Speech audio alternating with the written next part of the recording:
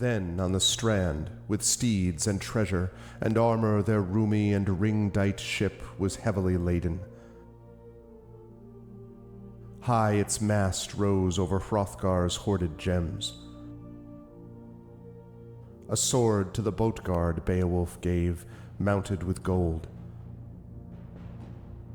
On the mead bench, since he was better esteemed, that blade possessing heirloom old. Their ocean keel boarding, they drove through the deep, and Daneland left. A sea cloth was set, a sail with ropes firm to the mast, the flood timbers moaned. Nor did wind over billows that wave swimmer blow across from her course. The craft sped on, foam-necked it floated forth o'er the waves, keel firm bound over briny currents, till they got them sight of the Geatish cliffs, home-known headlands. High the boat, stirred by winds, on the strand updrove. Helpful at haven the harbor guard stood, who long already for loved companions by the water had waited and watched afar.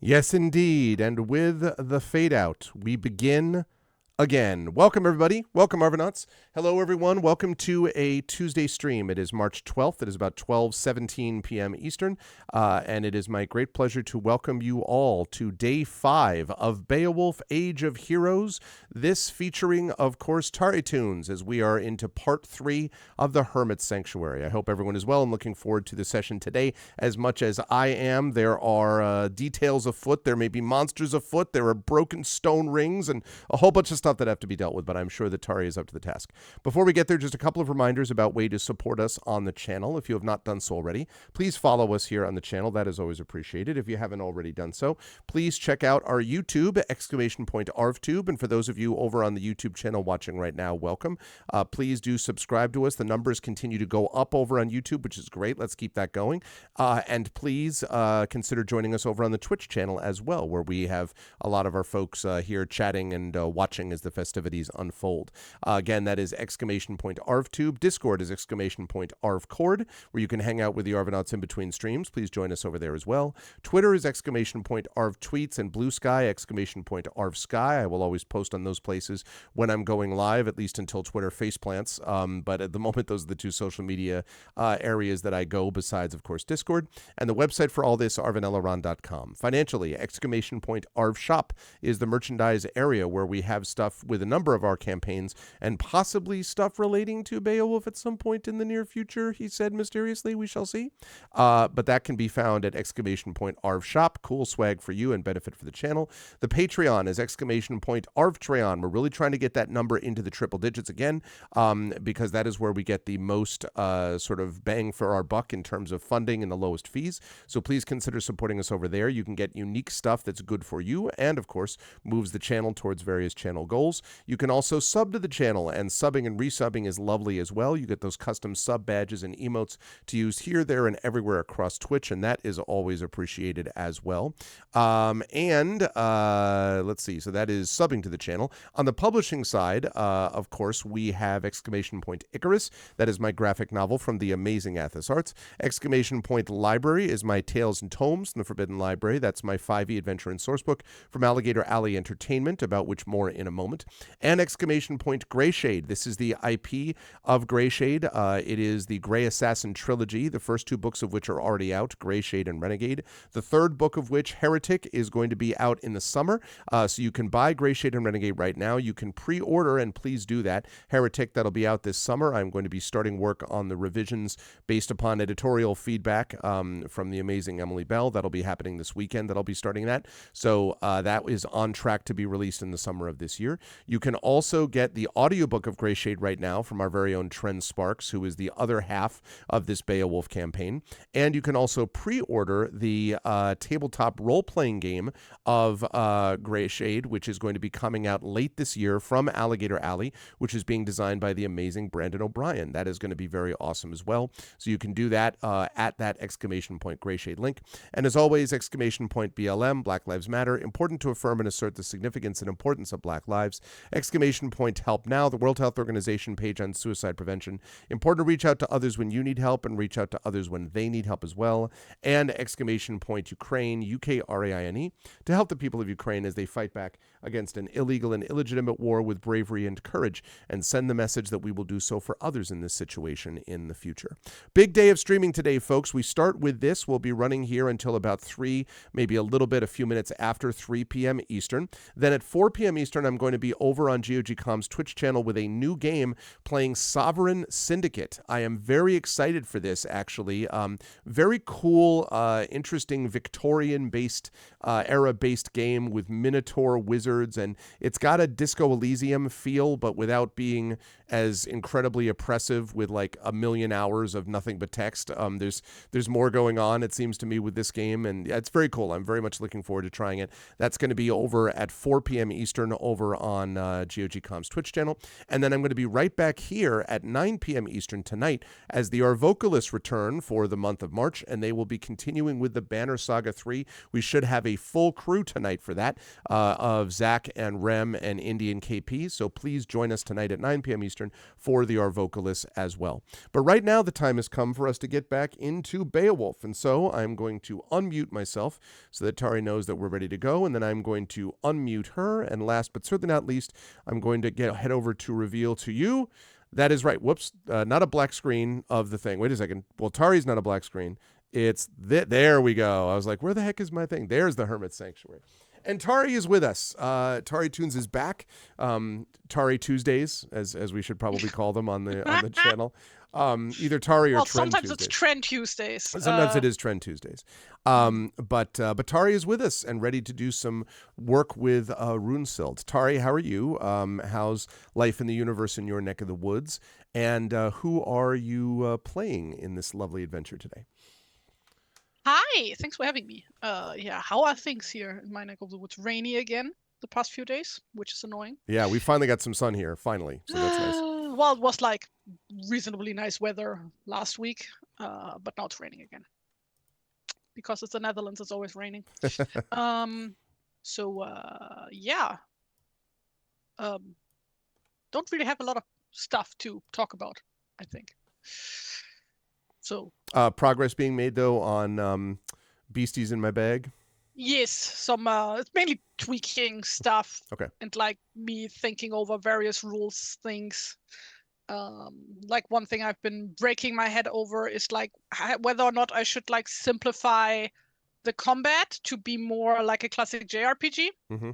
But also I like that field-based tactical gameplay, like in Banner Saga, for example. Okay. And it's like, God damn it, do I want like do I want it more self-indulgent or do I want it to be more accessible? It's like choices. Mm-hmm. So yeah, stuff like that. So yeah. The life of a game designer, basically, is what we're talking about here. Yes. It's going to be great. When it all comes together, it is going to be very exciting to see it. Thank you. To see it played out. And otherwise, who you tell us about Runesild? Runesild, she is, wow, it's been way too fucking long. Like, having a month between sessions is not helping me when so much other stuff is going on. Mm-hmm. Runesild is the daughter of a knight from Xanten. And she's a bit of a jackass character. Very bit of a go-getter. Loves the adventure, loves the danger. Brave to a fault. Mm-hmm. And yeah, she likes to kill monsters, which is currently her objective. She's like, ooh, There's a monster here that I get to kill. That's right. And she also has this list of followers that you can see on your screen, chat. Yes. I should open the document that has all the info. Which has so we have Jasib, Jasib ibn Ghalib, we have Aban ibn Mundir al-Falaki, we have Rikmad, and of course Guy. I just Pronounced Guy. I know that. It's just every time I see it, I'm just kind of like Guy. It's just like he's a guy. No, Guy and Genevieve, of course.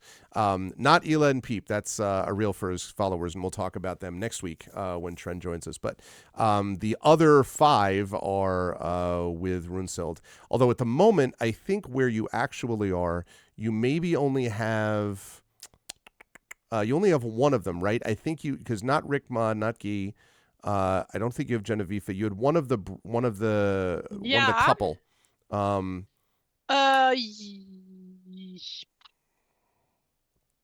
I think I took Ibn Mundir along. I think you're right. I think it was Ibn Mundir. Okay, so Ibn Mundir is with Runesild. Which is important because, let's fire up a little bit of music here. Across the moors, windswept plains, yes and yes. Okay, there we go. Let's talk a little bit about what happened, chat. In our last session, as I reduce this follower picture just a bit. So, in our last section, Runesild has come to this mysterious island. I did this completely the wrong way. Wait a minute. Hold on. Give me just a second here. Need to find the right one. Ominous. Need to start this the right way. Listen! A far-flung isle, mist-mantled rune deep, surrounded by the whale's way, a speck of footfall firmly set upon a blue bright shield, a stone boss boldly sits, battle battered by billow maidens, ancient bearer of grave and grove, home of bristle-backed boar, racked by wild winds keening, gulls wheeling screech its scopes, baleful-beaked eagles unlock their word hoard. Bitter brine, not balming beer, is tapped by that weird wrought isle. Once a holy held place, a blessing not bane to honest kin, in hearth of deep-dwelled slaughter, its leavings glut the gray-cloaked wolf, gorges the black raven's bent beak, feast-giver for Woden's greedy birds. Moon-bleached, snow-skinned, shield-breaker, blood-drinker, a pale scabbard for a sword host of battle, bold warriors.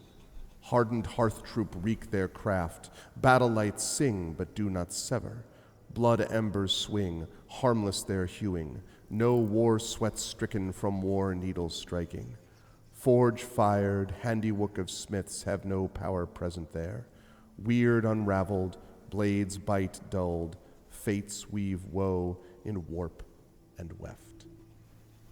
That's how we have to start Beowulf, my bad.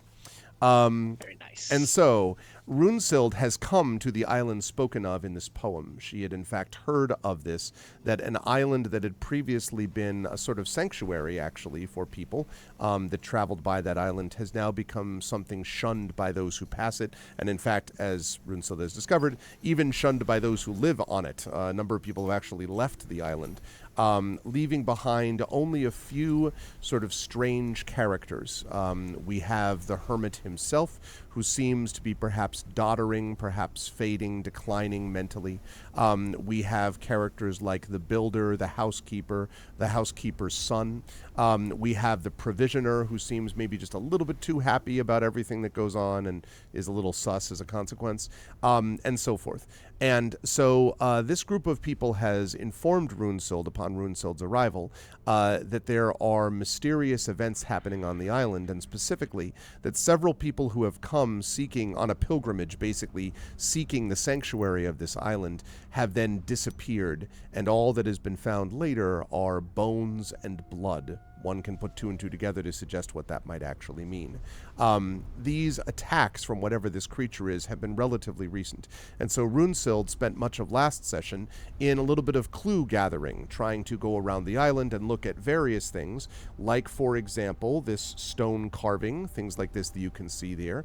Let me move the followers for a minute. This stone carving that seems to depict a battle against a monster, and apparently an ineffective battle against said monster.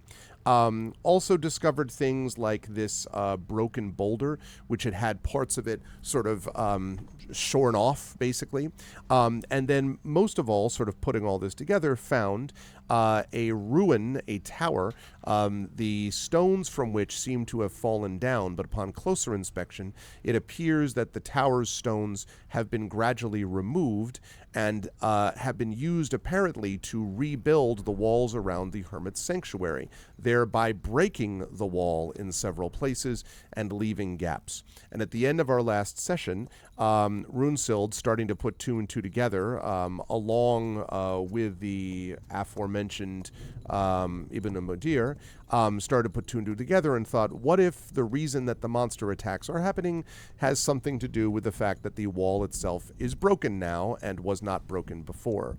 And it was at that point that Edgar here, the boy, who was with Runesild and had shown her everything, it was at that point that Edgar said, well, yeah, we've been using the stone to rebuild the tower. That's okay, right? And that was the situation under which we actually ended our session. As I ban into the sun the bot who's attempted to do stuff. Yes, and that left us with this mystery, which is now maybe partially solved, although there's a lot more, kind of confirmation, I suppose, that has to happen from there. And so, as I hand things back over to Runesild, we are standing in front of this ruin. No problem, Triffid, it just came up. Standing in front of this ruin with this gap in the stone. And now you will have an opportunity, Runesild, to decide what you want to do with that information. What would you like to do? So first I need to, regather, rearrange information. So, one of the runestones we inspected, I think the last one, had some kind of I don't know, like a cross with snakes or something, right? That is correct. Yes. And in fact, let me see if I have that. Picture. Let's get rid of that. No, not that one. That was the graveyard. There's the broken boulder. There's the stone carving. Let me see. Where did I put that? Yes. There were I think 3 different motifs on the various runestones, right? Most of them were just the weapons breaking on the monster. That's right. This one had the serpent's cross. That's what it is. Yeah. That was there, and the figures inside the rune. This is the one you're talking about. Inside the ruin, were the sort of carvings that you could see were similar robed figures to what you found on the headstone in the graveyard, that graveyard that was up to the north of the island that you went to, that was like a walled graveyard.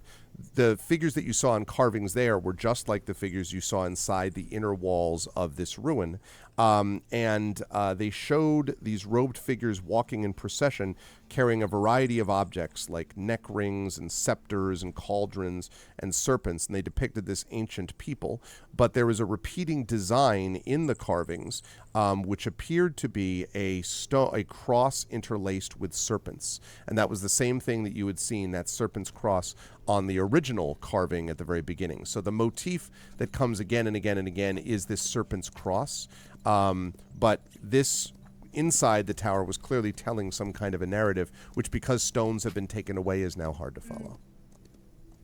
Okay. And Ibn Mundir is with me right now, right? Yes. Okay, so he's a scholar, right? Runesild would turn to him with, say, Mundir, you sometimes have this little thingy with the wax in it, and you scratch things in there sometimes, but I don't know what that thing's called. And he nods, and he's just yes, you wished me to make an impression then. Yeah, can you just like try and copy like the symbol? And she points like at one of the serpent cross symbols. I can, and that doesn't even require a check. He takes out the material necessary, the wax, and begins Oh, by the to way, make this impression. what I'm referencing is those little wax tablets that they used in ancient Rome and in other places. Mm-hmm. To like basically the precursor to like a chalkboard, sort of Yep. like a pocketbook chalkboard. I don't know what those are called, but like basically you have like two halves, which are like these very shallow wooden boxes, and like by shallow I mean like super fucking shallow, that are filled with beeswax, and then you can scratch things in and you can flip them together and like to scratch things, and you have like this little, I don't know, bronze stylus, wood stylus, Yeah, with it's one very side that is flattened. it's very cool actually.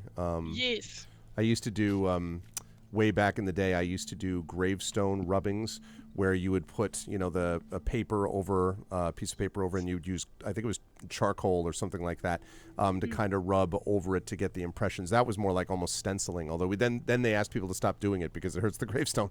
But I remember doing that when I was a kid, and when I did that, I looked up other methods of this. And when I say looked up, chat, when I was a kid, we're talking about not on the internet, okay? I was actually looking it up in the library, and so I came across the beeswax thing, which was ancient Rome, right? Was the big thing where they used that? I know I think? that like I know that ancient Rome did that, but like I'm assuming other places did too. Like Yeah, probably it was a thing in like large parts of Asia as well. So. I would imagine. Hey, Emily, someone else who hung out in the cemetery as a kid. Yes, more or less. Only when I was doing it for the cause of good, specifically because I liked doing the grave rubbings. I thought it was cool at the time. Okay, so so he's able to do that without too much difficulty, and you're just focusing on the cross, right? Like that symbol, that particular symbol. Yeah, you said like there's like probably a story being told here with these different images, but like yes, it's but incomplete because it's incomplete and too big to be able to capture in what he can do. Also, but the serpent's cross, there's plenty of those to be able to capture. Yeah. Did I already ask the kid whether he knows what the symbol exactly is? You did, and his response to that was that he didn't know, just that they were all over the island. Okay. So basically, what I'm seeing now, that there's like two different solutions to this issue. Either we put all the stones back, thus recreating the seal that keeps the monster in the cave, or we kill the monster with the help of the Serpent's Cross or sunlight. Is what I'm understanding. Okay. Or we do the Trendane method and we kiss the monster. Yes. I'm waiting for you to be like, I'm going to kill the monster, and then all of a sudden somehow Trent, like a real fur parachutes in from else. No! No, not my boyfriend! Oh, man. So, yeah, I can see that, Emily, for sure.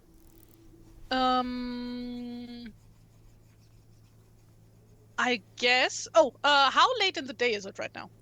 I was like trying we to did that like right after breakfast, even before breakfast, I think, right? Yes, but remember that you had gone to multiple different places, I believe, in the island. So probably now it would be closer to like early afternoon because he took you around to a bunch of different places, the graveyard. There were a bunch of other stones in the island that he just took you to normally. So yeah. And what season is it? This, I believe, if I'm not mistaken, is actually I should double check. I think it's spring, but let's see. I may be wrong. Early spring, though. Early spring, so the sun still sets relatively early. That's right, and it's particularly chilly in the evenings. Yeah, like I'm more concerned about daylight, not about the temperature. Okay, yeah, the sunset would be fairly early. I mean, but not. It's not the shortest day though. Yeah, no. So I don't know, sunset at like 8-ish? Does that sound about right? No. Right now, early spring where I am, for example, sunset right now is right about 5 minutes to 7. So. Oh, and also we are further north, so probably more around 6. Exactly. Yeah, that would have been what I would have thought. Yeah, it does help that we are on the same. What are they called? Breitengrade? Latitude. Latitude. Thank you. You're welcome. Roughly. So yes, but like we are further up north now. So I guess after further inspecting the stones, do I notice anything else about them, or does maybe Mundir notice anything? Well, so two things just as a reminder. One of them is that although you don't notice anything in particular about the stones, as I say, there's too many chunks of stone that have been taken out or removed to follow the narrative. But there's one particular spot, which I showed you before on the outside, where you could see the stones were recently removed, and there are some wooden props, like basically braces on the outside that are bracing the walls to aid the removal of these stones, so that this clearly is not just decay over time. And that's when you asked Edgar, and Edgar's like, yeah, the builder's been, he's been taking the stones to actually fix the wall. So that's the big thing you notice, is the fact that it's obviously man-made, this removal of the houses. But again, that's not a surprise based on what Edgar told you. Yes. Okay. And Mundir doesn't notice anything else. No. Okay. I guess in that case we would be heading back to the hall. Okay. All right. Oh wait, before we go into the hall, I guess I would have a look at where the wall has been being fixed. Yes. Mm-hmm. And see if I can spot any of the carved stones that are obvious. I'm not going to spend some time searching on them, more am I seeing one right now by looking at them, basically. Yes. So, and actually, let me bring you over to bring it over here. So yes, right around here. Where you can see, and actually, when you arrive, you can actually see Frithgar, the builder, is actually out front and is currently lifting and doing some kind of what looks like kind of a rough mortar into place, and is scraping that closed. So if you walk over, you could probably see what's on there, but definitely the stones that are in front here are of a different color and probably age, you would say, Runesild, without even being much, without knowing a great deal about it. You can tell that they just look different and clearly look much like the tower stones that he's building. Since I was helping earlier this morning with building, or was it the day before? I don't know. I think it was this morning when you came out. Was he actually hammering any stones to size, or is he just using them as is? It looks like he's using them mostly as is. The stones are of various sizes, and he is using a chisel. It looks like maybe once the stone's in place, he's chiseling a bit to fit it in, but it's not like he's cracking them in half and then using them. Okay. Good. Yeah, then I walk up to him. Afternoon. Hello. Busy at work? As always. So I have good news and I have bad news. Which ones do you want first? And he sort of blinks at you and says, "News is news." Right. So the good news is that I think I figured out where the monster is coming from. And he kind of nods slowly and he says, "So you know for sure it's a monster?" Well, I don't know for sure, but I have a lead. All right. The bad news is that I think that you unleashed it. So he just stares at you and says nothing, and Edgar looks like super uncomfortable and kind of clears his throat and then sort of Edgar, you just run along now. You haven't eaten anything since morning. What? Go have something to eat. And sort of he's like, and then Frithgar looks at him and says, "She's right. Why don't you get back to the hall?" All right. And he seems both relieved that he's not in the awkward situation, but also disappointed because he clearly wanted to hear what you were going to talk about. So he does this thing where he walks this way, right around the wall, and then you're still watching him, and he kind of does the around the wall corner, and he sees you staring at him, and he kind of leaves, and then he goes. This is probably the most excitement he had since he was born. Pretty much. And so you're left then just with Frithgar, and Frithgar says, What do you mean I unleashed it? So you see the stones that you've been using Yes? to repair the wall. Yeah, I think the walls of the tower were some kind of seal that kept the monster asleep. A And you seal? take, But there was nothing yeah, inside the tower. no, but underneath the tower, there's a cave underneath, right? And he nods. He's like, that's what I've heard. Um, so like there's all of these rune stones scattered across the island, right? And also the insides of the walls of the tower are like all carved with various motives. And upon looking at them, I think that the tower itself was keeping the monster asleep under the tower. And by removing the stones, you broke that seal and thus woke the monster up. And he kind of like sort of looks at you. You could see his like, he's kind of, his eyes widen slightly and he's trying to clearly work this out in his head. And he says, well, I never paid any attention to what was on the stones. I just used them for raw material, but I suppose I did get a funny feeling when I was in the tower alone, but I figured that was just what happens with any old place. Funny feeling? Well, yeah, sort of a itching on the skin. I don't know, the hair on the back of my neck. I didn't pay much attention to it. And Just something feeling off, yeah? yeah, and Ibn, not Ibn, Mundir. Mundir. That's what I was gonna say. Not Ibn. Ibn is both of them. Ibn Mundir just means says, son of. yeah. So, right, exactly. I was like, that's not even right. You watched so, the 13th Warrior, you know that joke. That's no, I know that's true. Okay, so Mundir says, perhaps you should take a look at this, and he opens up the box, to show the impression of the symbol that he shows to him, and Frithgar kind of nods slowly, and he says, I've seen something like that on a stone in the graveyard. Mm-hmm. Yeah, we also saw that one. Well, so we need stone to fix the wall. What do we do? I'm not sure. I think we should, talk this through with everybody else. What the best course of action is. I mean, I would just, go and kill the monster, but judging from a lot of the stories being told from these stones, that you can't just kill it with normal means. Oh, so it's more powerful than that. Yeah, I think so. Well, you should talk to Egbert. He's the one who would decide these things. And of course, Egbert's the hermit, as you know. Yeah. Do you think that Egbert is in any position to decide anything at the moment? And he kind of frowns and he says, Egbert's a good man. And I don't doubt it. And he says, he's a good man, and besides, he's better during the day.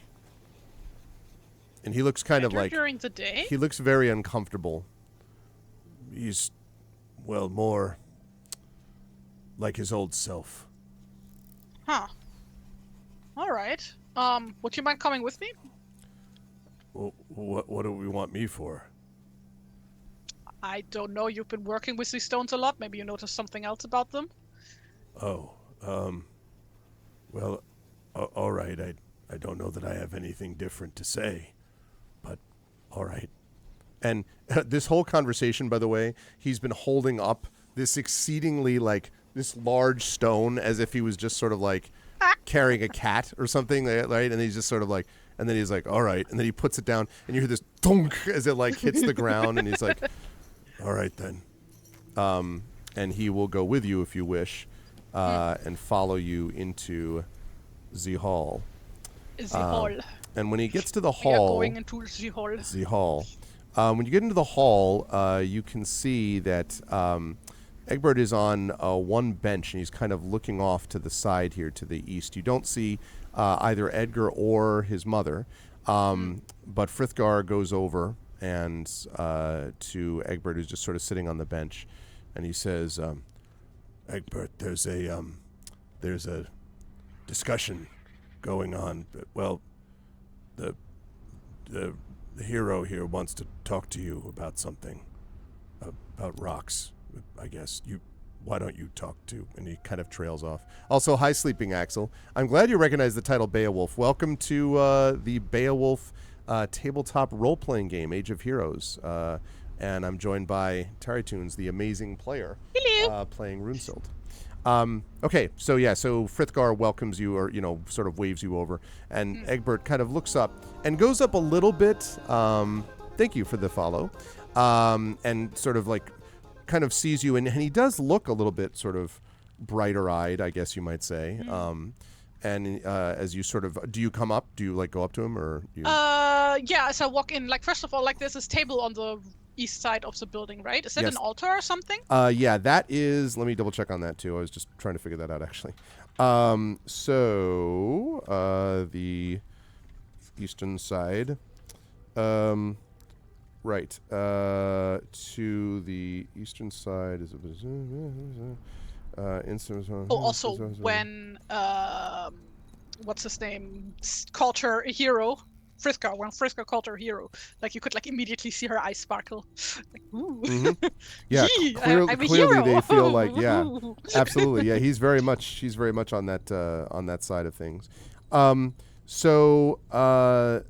Yeah, it does seem to be that there is what looks like maybe it may not be an altar. It might be some kind of like a basin that you can see over there.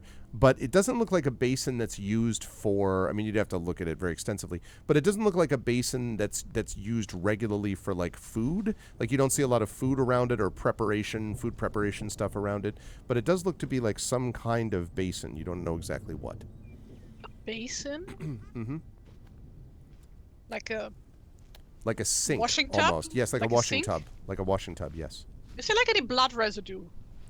You'd have to walk up to it to see it. Yeah, okay, I'll do that. Okay. So no, there is no blood residue in it, but there's also no food residue in it. It does look like it's been used, but not constantly. Okay, so it's not for making blood offerings or like it does not appear sacrifices. So. Okay. And Egbert says, "You have some interest in the basin, I see." Yeah, I was just wondering what it is. Also, she like looks around and sees if she like notices the serpent's cross anywhere in this room. Like I don't know, maybe there happens to be like a big old serpent's cross hanging exactly. on the wall. So Egbert means serpent cross in no. No, she does not. She does not see anything obvious on the inside of the walls that look like a serpent cross. And when you mentioned the thing about, just serpents? No, not so far. I did not expect to see any snakes on a North Sea island. Yeah, no serpents, no crosses. But you do see, though, as you're sort of looking at the basin, he says, "Well, that is used, of course, to cleanse those of their next portion of the journey. Some who come here have asked me to bring them into the faith."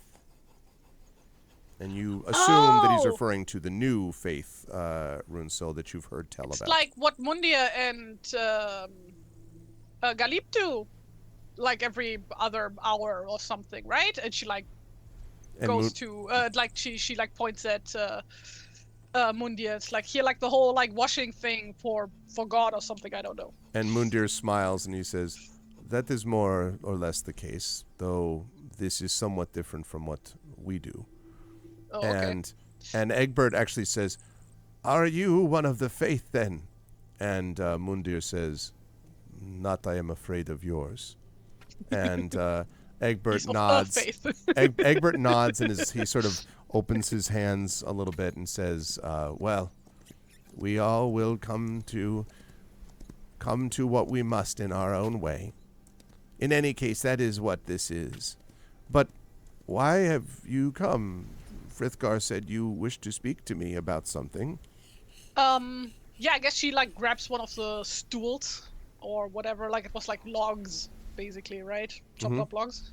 And like basically sits across from them. Yeah, and it's a bench. It's actually not a chopped up log. It's a bench. Like she makes like a point out of grabbing one of those so that she doesn't sit next to them, gotcha. but like can properly face both of them. I gotcha.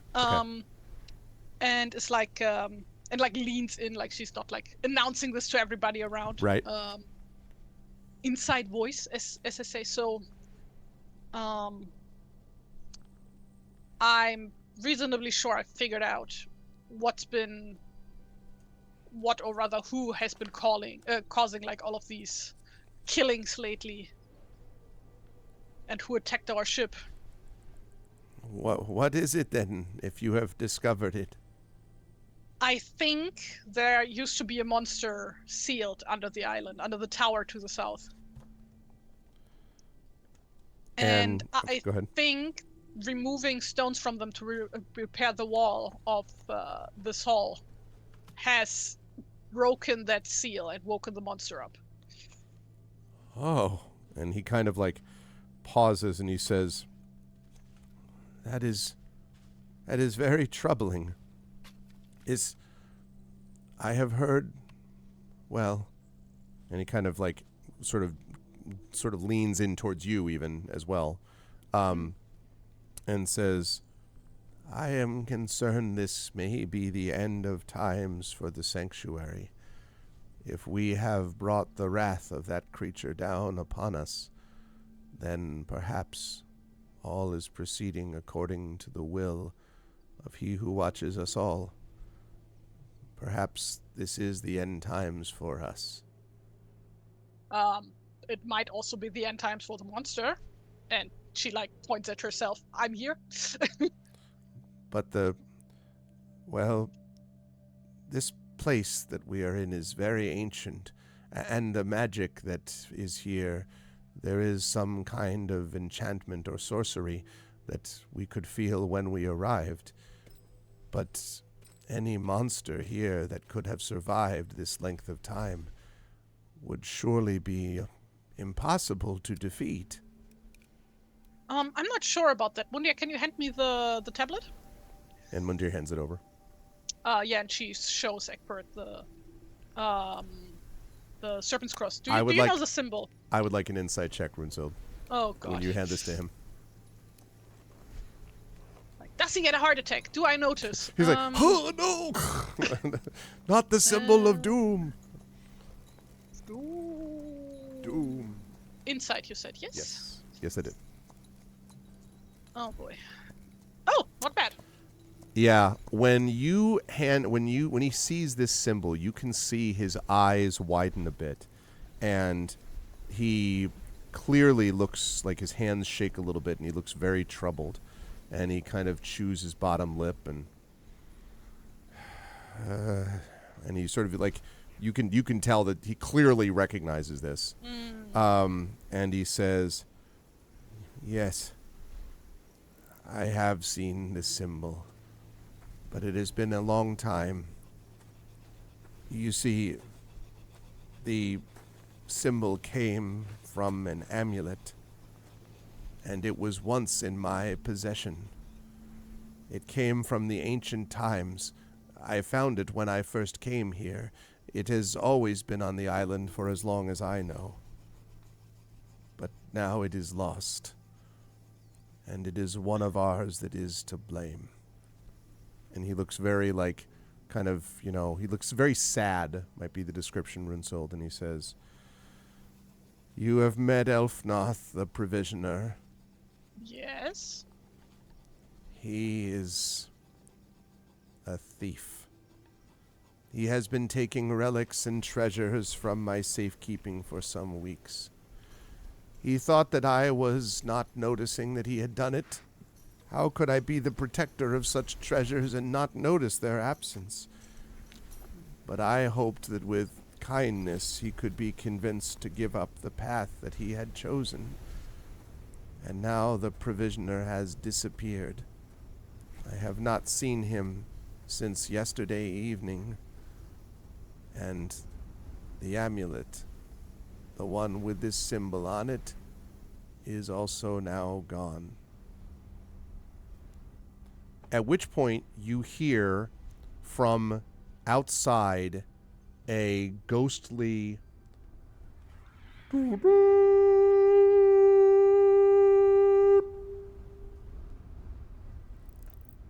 Do I recognize this horn sound in That particular? sounds a lot like a war horn, Runesild. No, but like, is this like specifically a war horn from one of my guys? Basically, is that what? You think that it is, in fact, a sound of, yes, a war horn coming from the ship. We'll talk about this later. And if any like of my folks are here right now in the hall, I don't know where everybody is right now. Yeah, I would say that they probably would have ended up. I think you left one of them, and it might have been.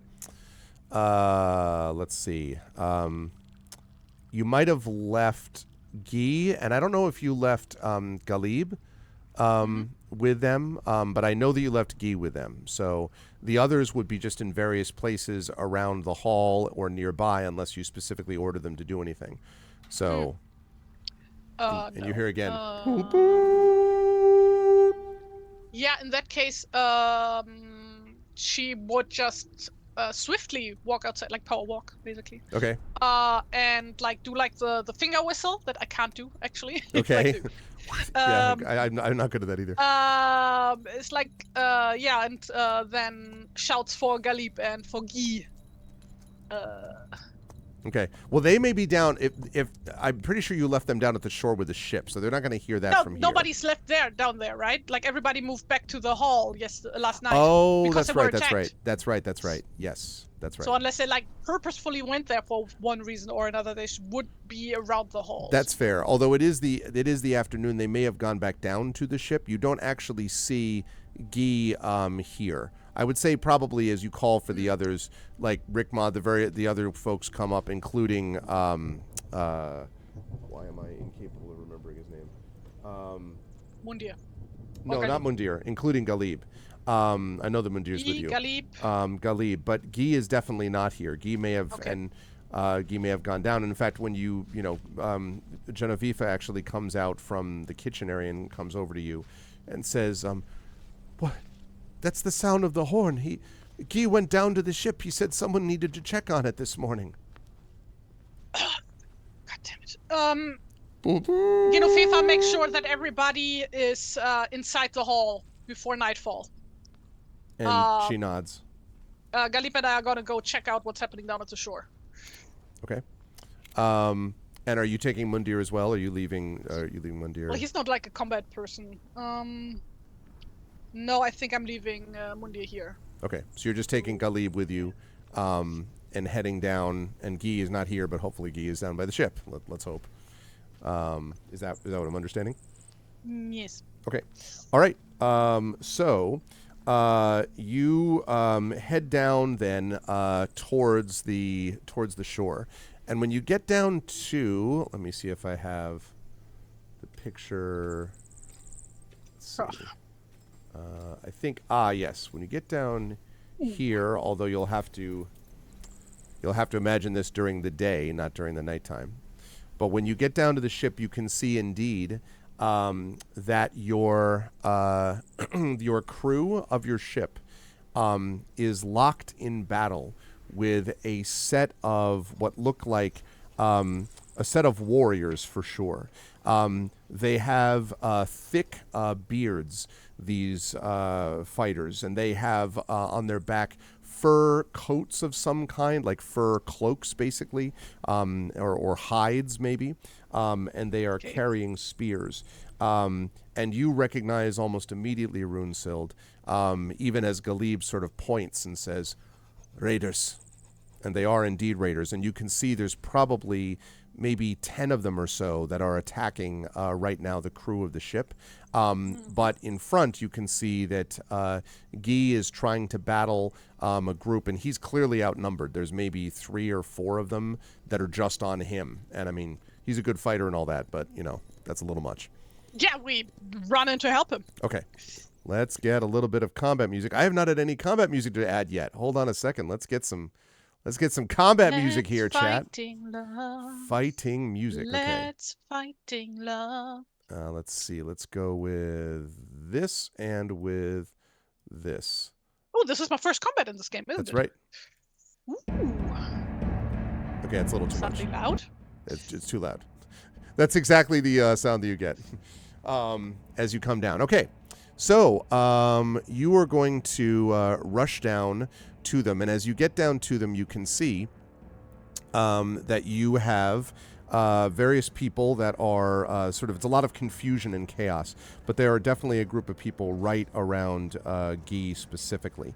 There are, from what you can tell, about 3 or 4 of them that are not currently engaged by crew members. Basically, you think that that more or less you think that if there are, let's say, 10 crew and 4 followers and there's maybe like 16 or 17 raiders, so you're slightly outnumbered. And also they seem to have come out of nowhere, because you can already see one of your crew members lying on the ground, either injured or dead. So let us have you. Okay. Let's have you roll initiative for me, please. And what do we have a hit point total for you, Tari, for Rinso? Yeah, 12. 12. 12. Okay. I don't know what that is in any other languages. Probably something really ridiculous in French. Well, let me see. It'd be 9, 10. No, I always get it mixed up because it's not 10, which is 13. 12? No, it's like, oh no, it's deux. 11 deux. Deux. 11 deux. Yep. Okay. Deuze. Deux. That's what it is. I remembered my 3 years of high school French. Okay. Right. Well, so you always flex with your mom having been a French teacher or something. That's true, but that's my mom. That was not me. I did the best I could. It always conflicted with drama and music. That's the problem. Okay. Do I have a token or anything to click on, or do we just do this freehand? I think we can do this here. We can just do this freehand, as you said. 18. Woohoo! Let's go. I am speed. I am speed. Oh yeah, that's right. I made my character to be specifically speedy. Completely forgot about that. Oh well, that's a good time to remember. Maybe that's why I'm speed. All right, let me see. It's my +5 to initiative.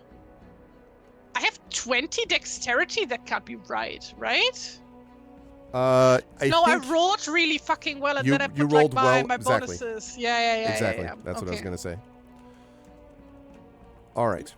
So yes, I am in fact speed. All right, let me roll initiative for them too.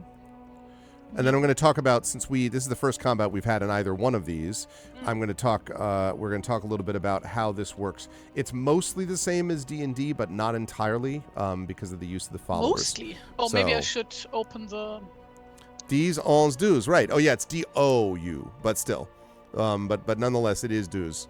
13, 14, 15, 16, 17, 18, 19, 20. And then it's 21, 22, 23, 24, or no, 23, 24, 25, 26. Oh, Ketra is a character from She-Ra. Yes, I will accept that. I'm not up on my She-Ra lore. No? Okay, no. No, I miss Amal. I don't remember where I had the PDF for the game saved. I'm smirch. You're gonna have to walk me through this, I'm afraid. Okay. I might have a picture of these raiders too. Give me a second. Let me see if I can find that, and then yes, I'll walk you through it. Maybe it's my downloads folder. Quite possibly. Okay, there's that. That looks good. Yeah, I found it. I found it! French is not my fort. And I'm so glad that you said fort and not forte, which is Italian and is loud and is not the same thing as fort, which is the French for strong. I thought fort is a car. That's Ford. Fort. I see what you did there. Okay, good. I do have a picture. Let me see if I can bring this up here for you. See, oh my God, that looks horrific. Okay, never mind. So once in a while, horrific as in design-wise, or just shit image quality? No, because when I capture it off of the PDF, it was just it was bad. It did this thing where it captured one of the layers, and it clearly wasn't the right one. So I will use the power of snipping tool. Whoa. The power of snipping tool compels you. There we go. Perfect. All right, let me get that. Save as. Let's put that. Am I blind? Which chapter has the combat rules? I don't know. I'll have to tell you that because I'm not looking at the book right now.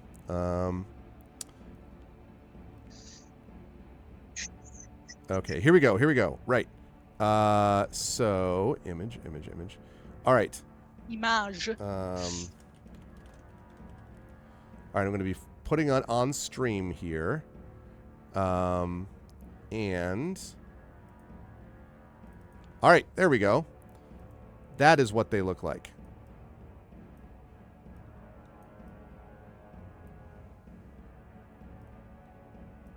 Ooh.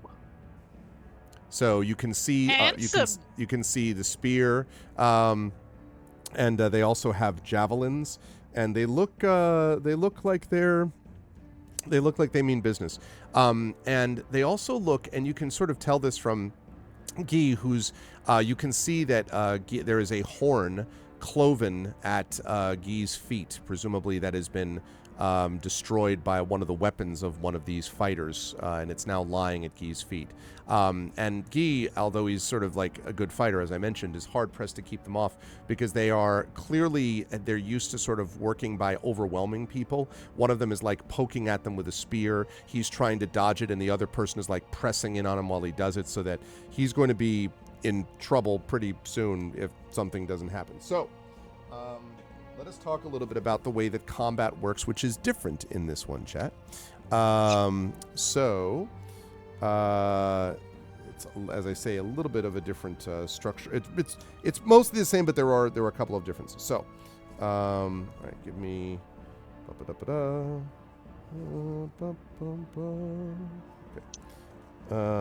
Right. Let me just find where that is.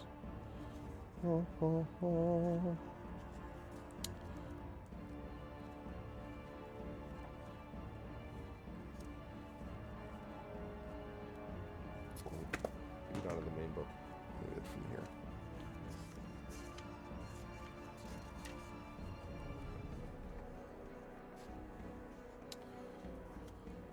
Okay. One of the things that's important about initiative here is that initiative doesn't have quite the same effect that it does in our rounds, because since there's only one of you, you don't have to worry about like who goes first as opposed to what. The only real difference is us versus the enemies. So you are the one who has to actually defeat your enemy when you're fighting them. But what the followers can do is they can be used to basically tie up opponents so that they don't attack the hero.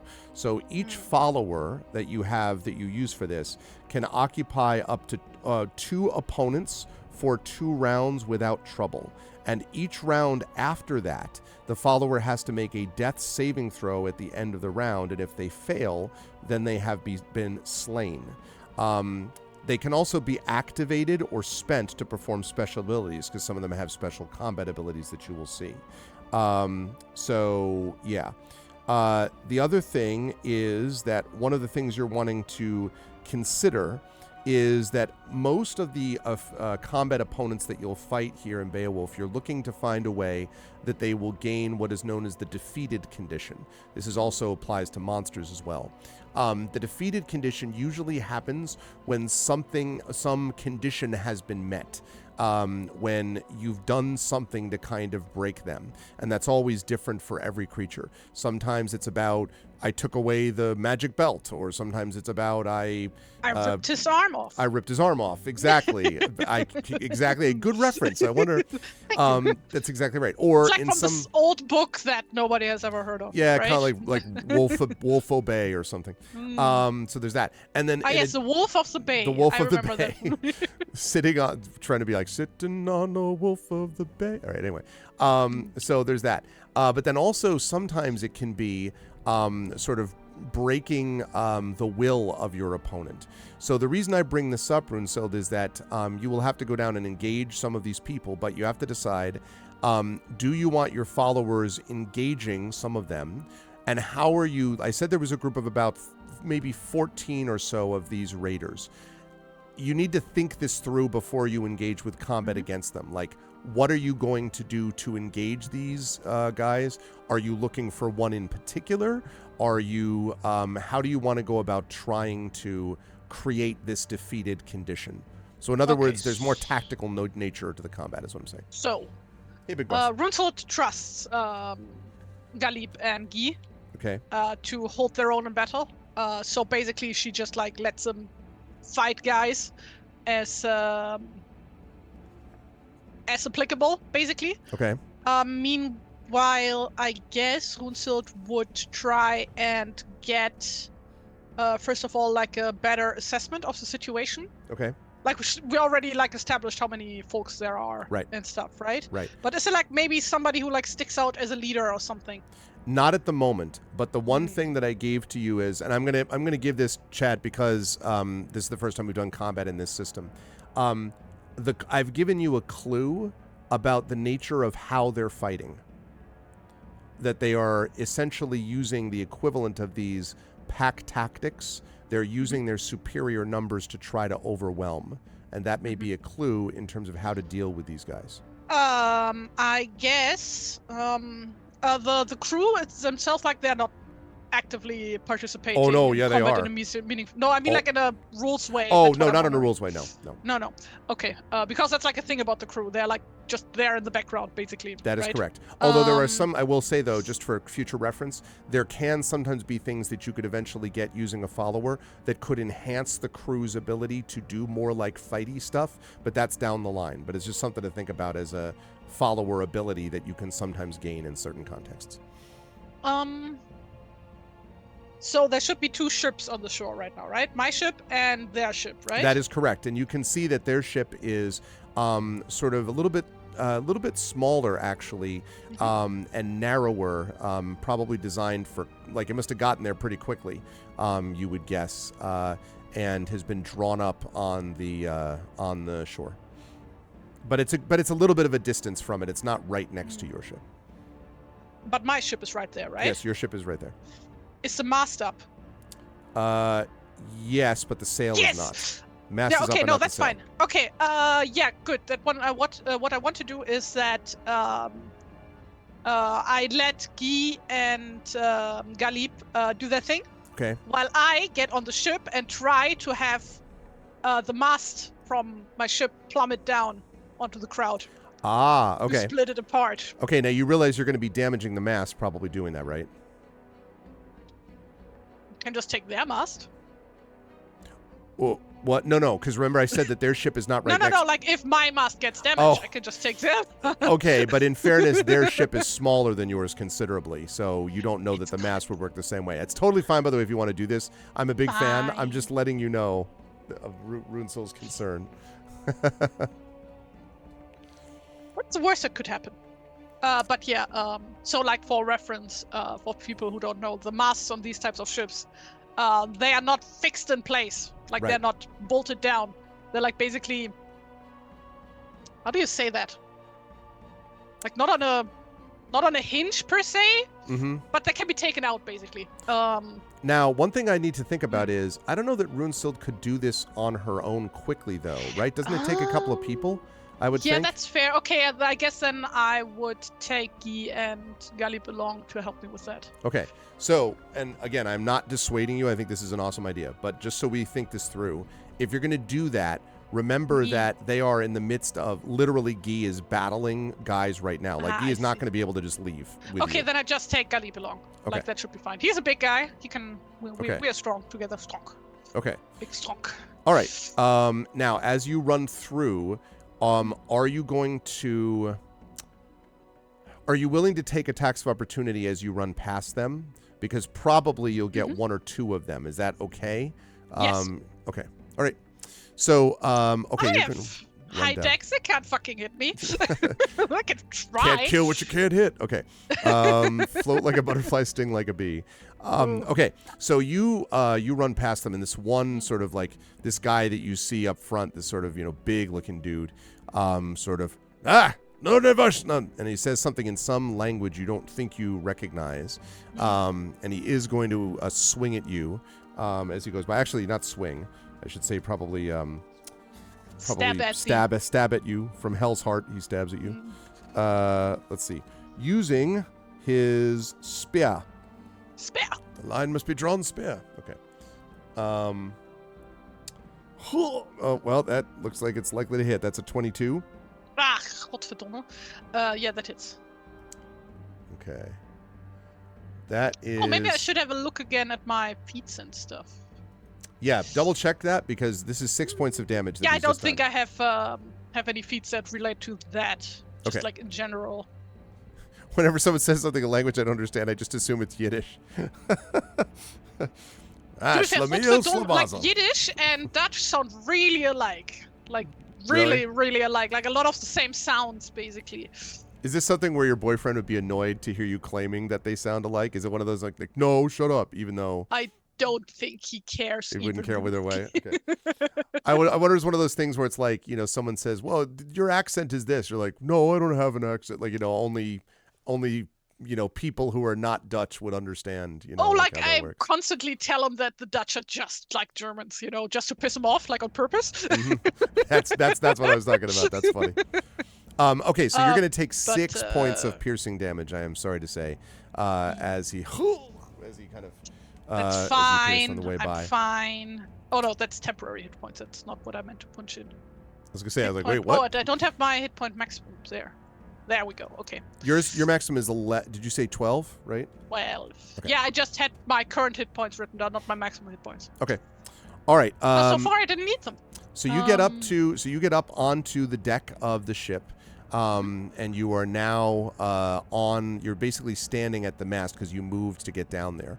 So I will allow you to take an action to decide how you want to like manage this with the mast. So you want to try to basically remove it and then have it topple over on the guys. Is that basically what you're doing? Are you toppling with it also? Am I toppling with it? Yes. Like in other words, are you climbing it and then like you know, or are you just pushing it? Like in Lord of the Rings, like in Helm's Deep, when Aragorn does like the ladder thing. That's right. The only issue is though, I don't know whether you'd be able. Like, I don't know whether Galib by himself has the strength to pull you and the mast. You know what I mean? Like, I don't know how that would work. Well, I can like run up the mast while it's falling. You can. I'm a hero. I was declared a hero. I can do cool shit like that. Also, let's see. I have acrobatics and athletics, so... Okay.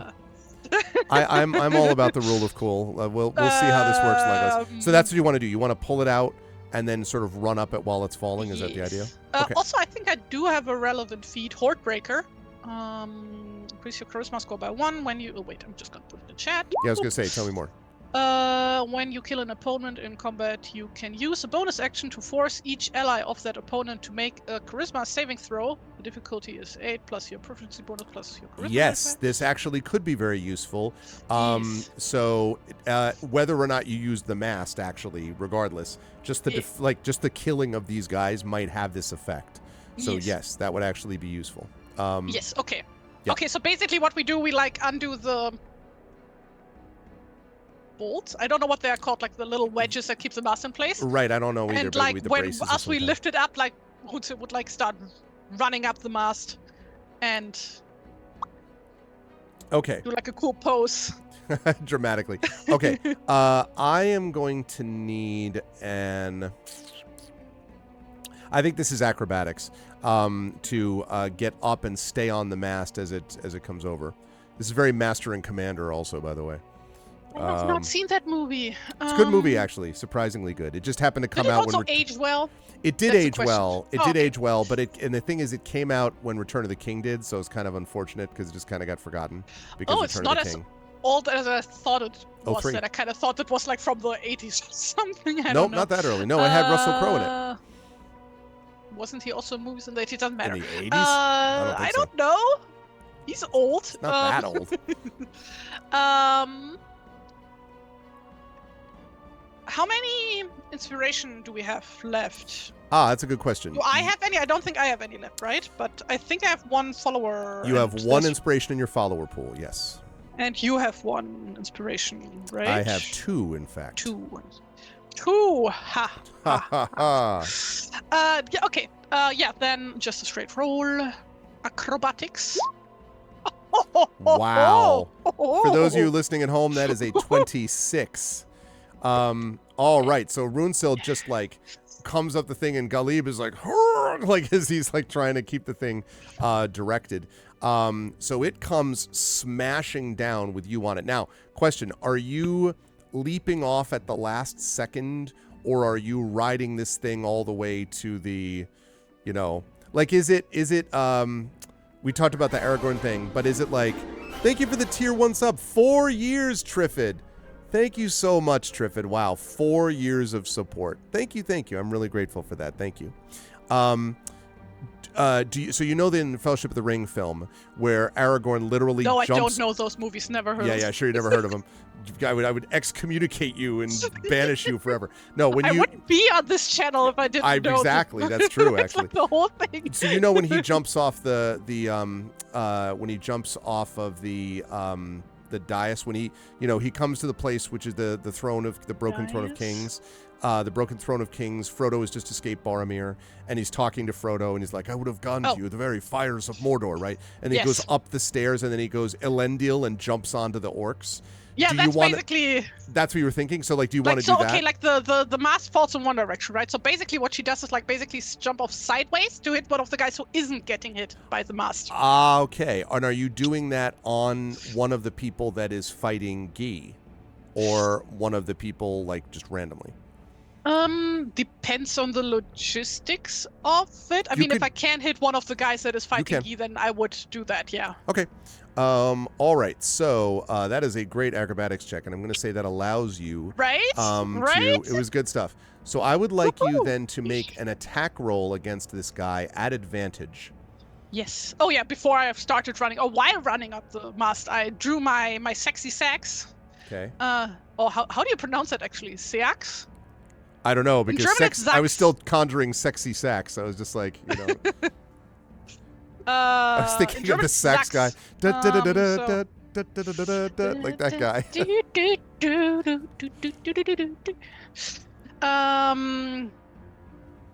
And yeah, is a 17 good enough? Let's see. 17. What did I just look at? I'm just looking at the numbers. So that's the 17, 5 feet close. Okay, right. Because you're doing it yourself. Right. Okay. Wait, what is so confusing here?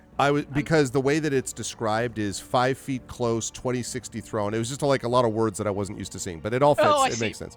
Yes, that will hit. I put all the info for the weapons in the stat block. Gotcha. Okay. Yes, that will hit. I don't need to look shit up. So go ahead and roll your damage here. Damage. And then I would piercing damage. And then I would like you to roll an additional 1d6 for bludgeoning damage as you slam into this person. It's a 2. 9. Okay. Okay. So this guy goes. Sex do piercing damage. Piercing. Wouldn't it do slashing damage? I mean, you can stab with it. That I don't know because I'd have to look again. But although it is kind of like. Doesn't make a difference in this battle. Does anybody here have like damage resistances or shit in regards to like slashing versus piercing damage? They do not, comparatively one way or the other. So we're not fighting golems, it's fine. You slam into the guy, and he kind of staggers forward, and you've like clearly he is badly hurt. He's not dead, but he's badly hurt. As you do that and you roll off, you see that the mast has also hit, you'll be happy to know, several others.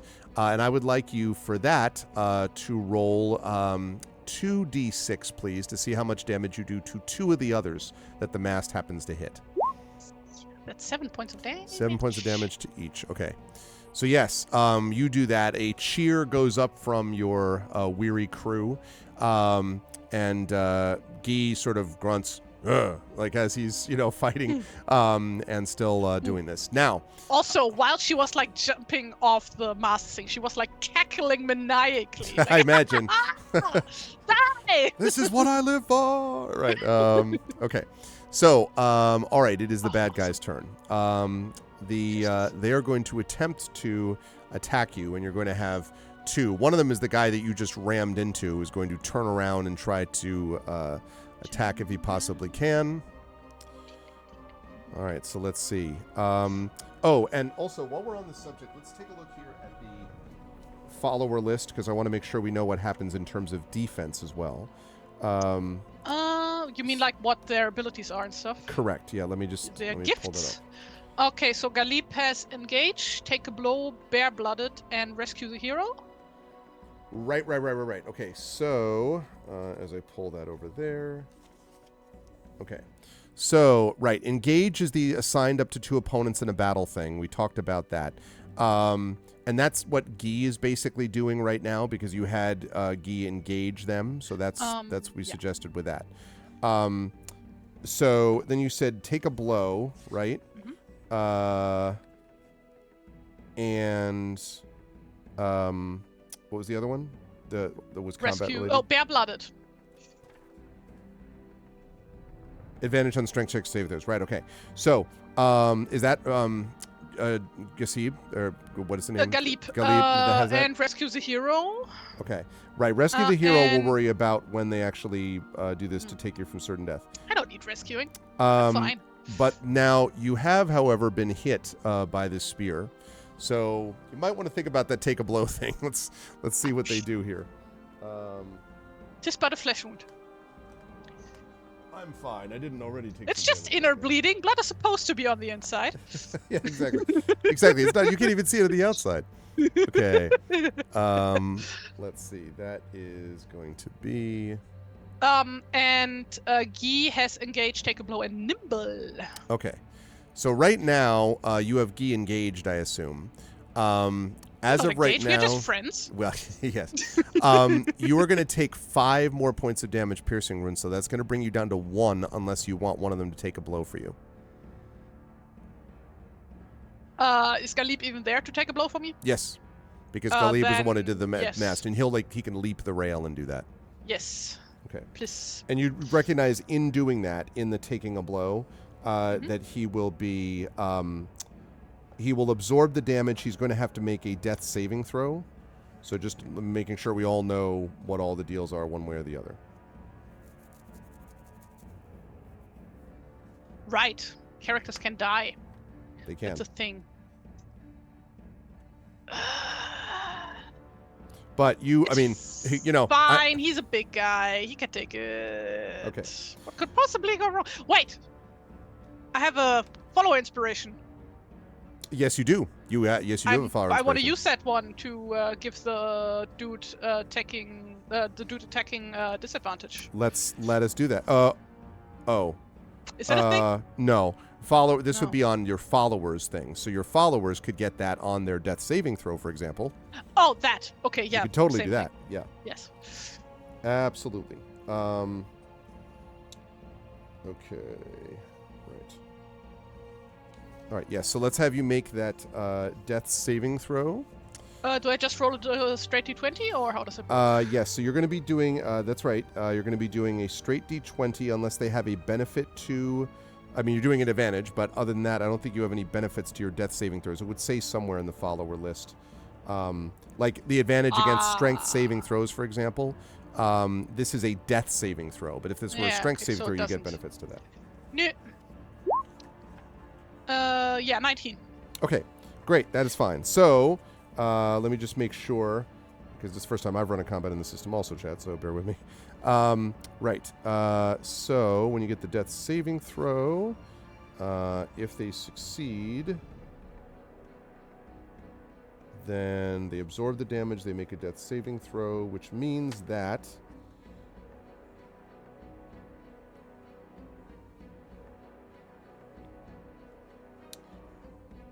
right. Okay. So when you activate a follower's gift, the follower may become spent. That's the wrong pen. That's my tablet. Okay. So there's actually some good news about this. With this, when they save, it does not look like they have to. I don't think you have to spend the follower to do this. Ooh, I don't think so. Yeah, I decided that I also don't think so. So that's true. Okay. Wait. Say it again. I'm sorry. What was that? I was making a stupid joke. Oh, were you? About trying to convince you to make a ruling in my favor. I see. Yes. I mean, who would do such a thing? Many Trying times to influence their game master in such nefarious ways. I It says may become spent, but I don't know whether it would become spent. I will say that since you have done it with the burdens, with the gifts, his advantage.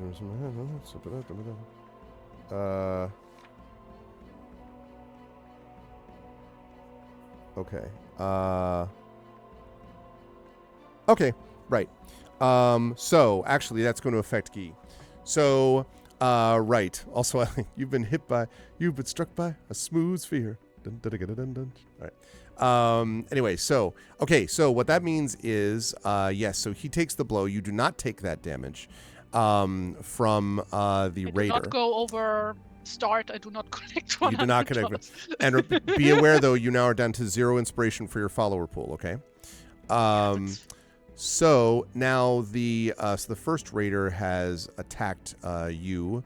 And now we have the 2 that are attacking Guy, but Guy's also going to have a chance to attack back in a minute, as we will see. So, all right, one is going to attack.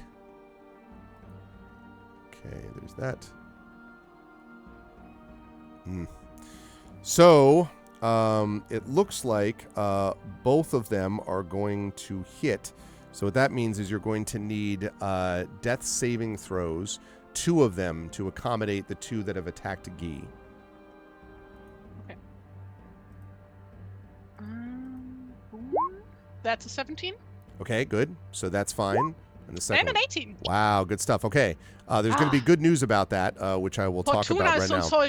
Since you are here now at the beginning of this round, Guy is going to get a chance to be able to attack as well. Now, Guy is, because he has engaged these 2 enemies. When Guy is attacking, it says that he has considered to have, I believe it is just a 0, if I'm not mistaken. Let's see.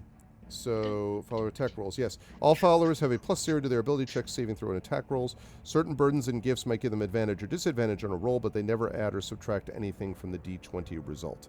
So, this is you've had one, this is the first round of him engaging those 2.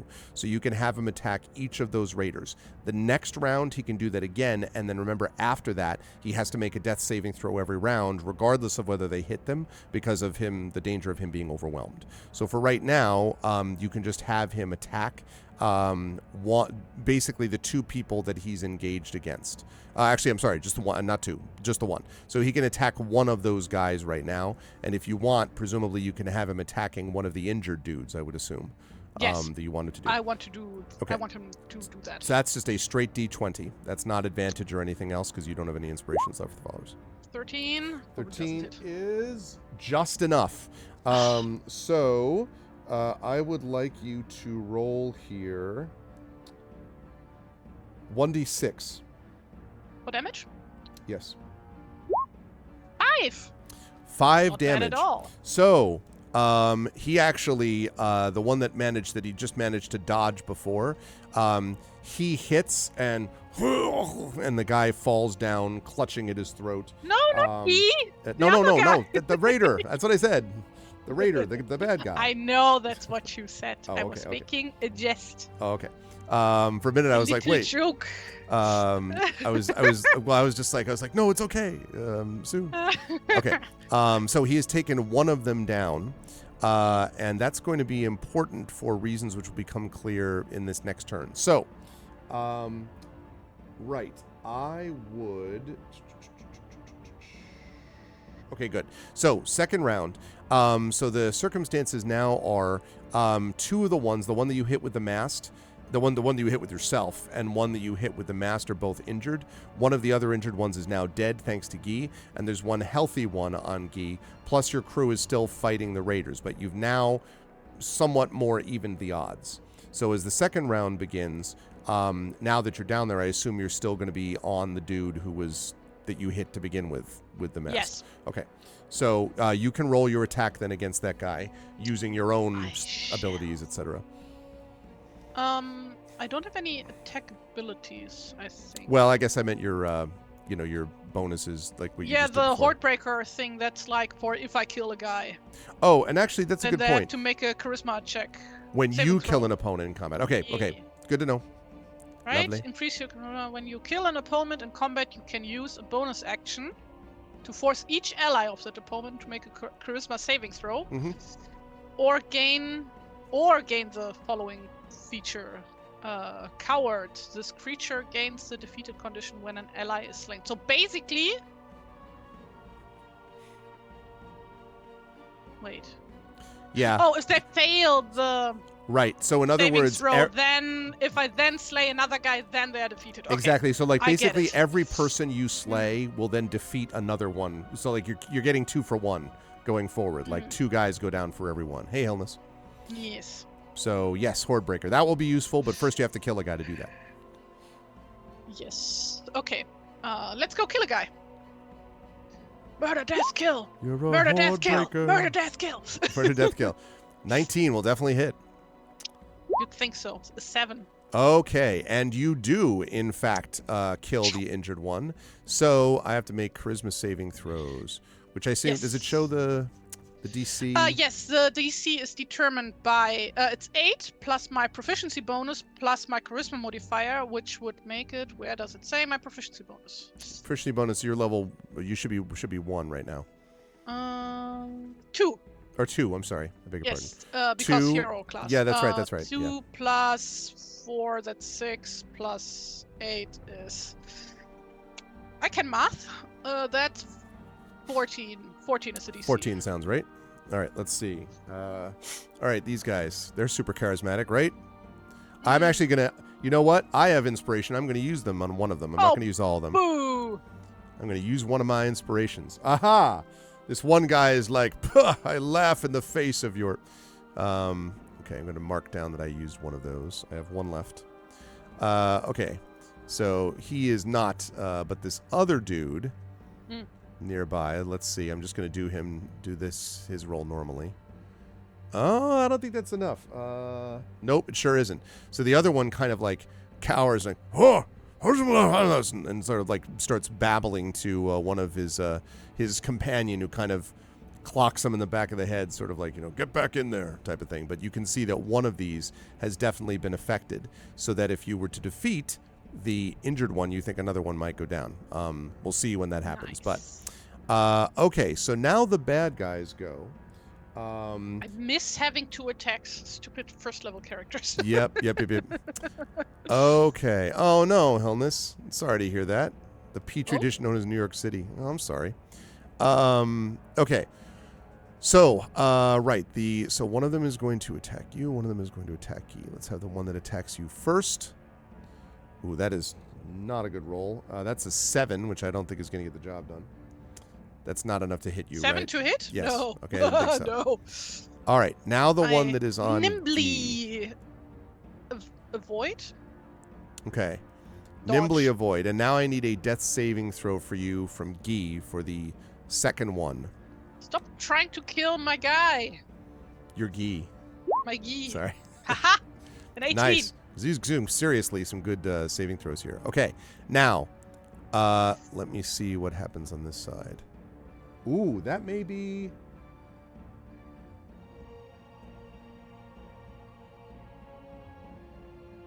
Okay. Nope, not yet. You can definitely... You sense a little bit of the... You sense some of the raiders may be starting, like you can see just from the expressions in their faces, maybe because you're looking at the one who's like freaked out, that you freaked out in this past turn, that they're starting to kind of, a couple of them are sort of pulling back a little bit from the ship. Still a kind of a raging battle, but your appearance may have turned the tide a little bit. We will see. Top of the round, you are currently facing one badly hurt one, and then the one that you freaked out recently. Yeah, I'm hitting the one who's already hurt. Okay. Bada bing, bada boo. An 18. That will hit. Let me guess that hits for 8 points of damage. Down he goes, and the other one, seeing this, immediately is like, huh, and turns and just books it, like basically runs towards the boat, which means that I need to make another one of these. Yeah, that's so funny. The dice fit the narrative. I'm going to let Chad into the mechanics of this one fight. In this particular case, the leader of the raiders, every turn in which one of their raiders has been killed, the leader of the raiders has to make a saving throw, and if they fail it, then their leadership breaks and they basically bail and run. So because of Runesild's things, you can see the raiders basically are break off the attack. Awesomeness. Yeah, they just start running towards the boat. And the crew starts basically, there's a big cheer that goes up, and the crew starts running after them. What do you want to do, Runesild? Oh, chase them down. Okay. So the crew Slay runs every last after one them. of them. Okay, and yes, they basically. So now I was going to ask that. Do you spare any of them, or you just slaughter them to the last man? Slaughter? Okay. Slaughter. All right. So heroically slaughtering people begging for mercy. No, it's okay. Do they beg for mercy? They were raiders. If they do, I can't understand them because I don't understand the language. They're like, bro, bro, bro, bro, bro, wife and children. Bro, bro, bro. No, they don't say any of that. Only 3 days. Yeah, exactly. I was about to get my pension. No, they don't say any of those things. So you slaughter these raiders, and they sort of presumably deserved what they got. And they fucked around and they found out. And they found out. Okay. So the and I just want to make sure whether engaging causes you to spend a follower. I just want to make sure I get that right. And then we'll come back to this. But that was pretty good I need a work. 2-minute break. I'll be right back. Sure, no problem. Yep, that's fine. Fill my water. I'm going to figure this out, chat.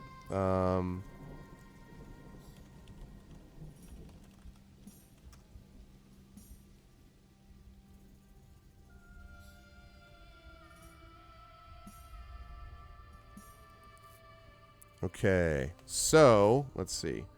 We've got that going on here.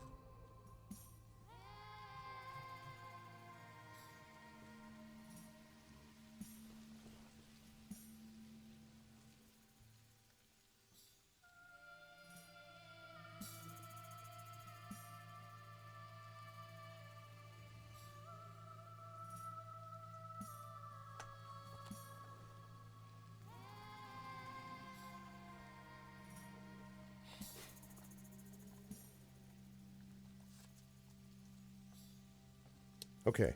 I think I know what this is. So, I think what I actually did was I think I did this slightly wrong in that I don't actually think that Guy would have been able to defeat foes on his own.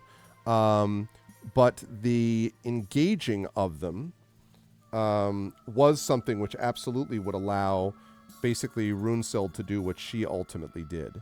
So, activating a combat round.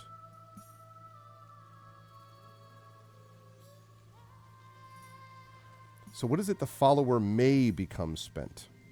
May become spent. Possibly could become spent.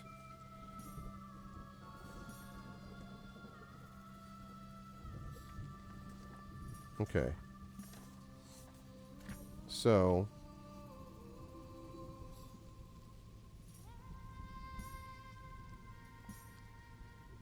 Hello! Okay, so I think I made one slight mistake here, which is that I think that Guy probably should not have been allowed to attack on his own, but Guy's engaging of the characters was definitely something you could do. What I can't find out is whether at the end of a round a follower can disengage from the opponent, becoming spent. Okay, all right. Yes, that's what I was looking for. Wish that had been up front. Anyway, so Guy is, so that you note, is now spent. So, which I think is reasonable. But Guy was definitely spent as a follower. So let's... Yasib, I don't think was like that because he was with you doing stuff. So I'm going to say spent. Galib, not Yasib. Oh, yeah, sorry. Oh, and I also have, by the way, Galib, I also have listed as being spent. And I think that's because of something that happened possibly on the trip. So just as a quick note so that we don't forget, Galib is spent. Okay, yeah, I'm also going to write that down. And Guy is spent. Mundir is not, Genevieve is not, and Rickmod is not. Now, as far as the spending thing is concerned, let's talk about that. For followers, when you have spent a follower,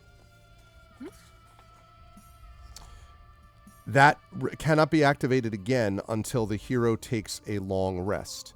So a spent follower is no longer available, and so followers become unspent when a hero takes a long rest. So, and not all gifts and burdens require the spending of something. It will clearly specify if they do. So, yeah, can disengage from the opponent becoming spent. Yep. Okay, so I'm right. So there we go. So Guy was spent. But again, that was well worth it. Having done all of this, the captain of the crew comes up to you, and he says, "That was a near thing. I didn't know that we'd be able to manage it until you came here, but if it wasn't for Guy, who's kind of like wearily kind of leaning on his spear, if it wasn't for Guy, then we might not have made it. It felt like they came out of nowhere. Their ship just landed, and the first we heard was the first time a javelin landed in the side of the boat." And he points down, and you can see there's a javelin still literally like, it's like standing, sitting out of the side of the boat. And he says, "We could barely see anything out there with the seas and the fog the way it is, but it worries me that they even knew that this thing was going to happen." And he sort of, kind of like sort of shakes his head. He says, "But at least you've got the Raiders' ship for whatever that's worth." And he looks kind of at the mast, your own mast, which looks a little bit maybe the worse for wear, although it's not broken completely, but so. How much time do I estimate is it till nightfall? At this point, let's see. Or sundown, let's say. Sundown, not nightfall. Okay, sundown, probably you would guess about 2-3 hours, maybe. Okay. Maybe 2 hours. Yeah, then Runsild looks over the battlefield to assess, like, the situation. Have any of my crew died or are mortally wounded? There is one crew member in particular who died, and it was one of the crew member. You may remember when there was the flashing lights, when you were on the trip on the way over. It was one of the ones who had sort of pointed out that the light was there. This is also, you think, the same one who first said, "Land ho!" Was the first one to sort of spot the land. But they are lying on the beach with a javelin in their back. And you can see there's another crew member kneeling down next to that crew member and is just kind of silent. Yeah, Runsild walks up to them, puts a hand on the shoulder of the kneeling one. Kind of looks up at you, can see sort of tears streaking his face. He says, It was my brother. He said that this was his last trip. He would not go on the ship again. What an evil fortune." Well, he's with his sisters now. He sort of nods. He says, "Would that I had gone with him." I don't think he would have wanted that. "This island, must we stay?" We can't possibly leave the people here to their fate, can we? "Perhaps they brought it upon themselves. If this evil comes upon us, maybe it came on them, for they wished it, asked it upon themselves, through their behavior." You can see his mixture, by the way, Runsild, even without doing an insight check, there's anger and sadness in his voice, clearly.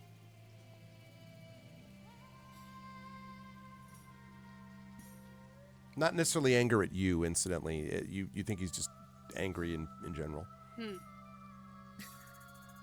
Yeah, I guess Runsild wouldn't answer anything to that. Instead, like, after a moment, she would go up to the body, pull out the spear. Okay. And turn the body over, close his eyes,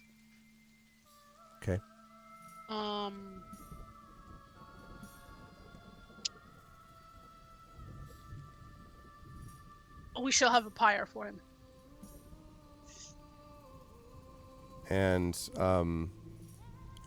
the people sort of look at you and nod, and the one who was kneeling sort of stands up slowly and says, "I would wish to set the pyre alight."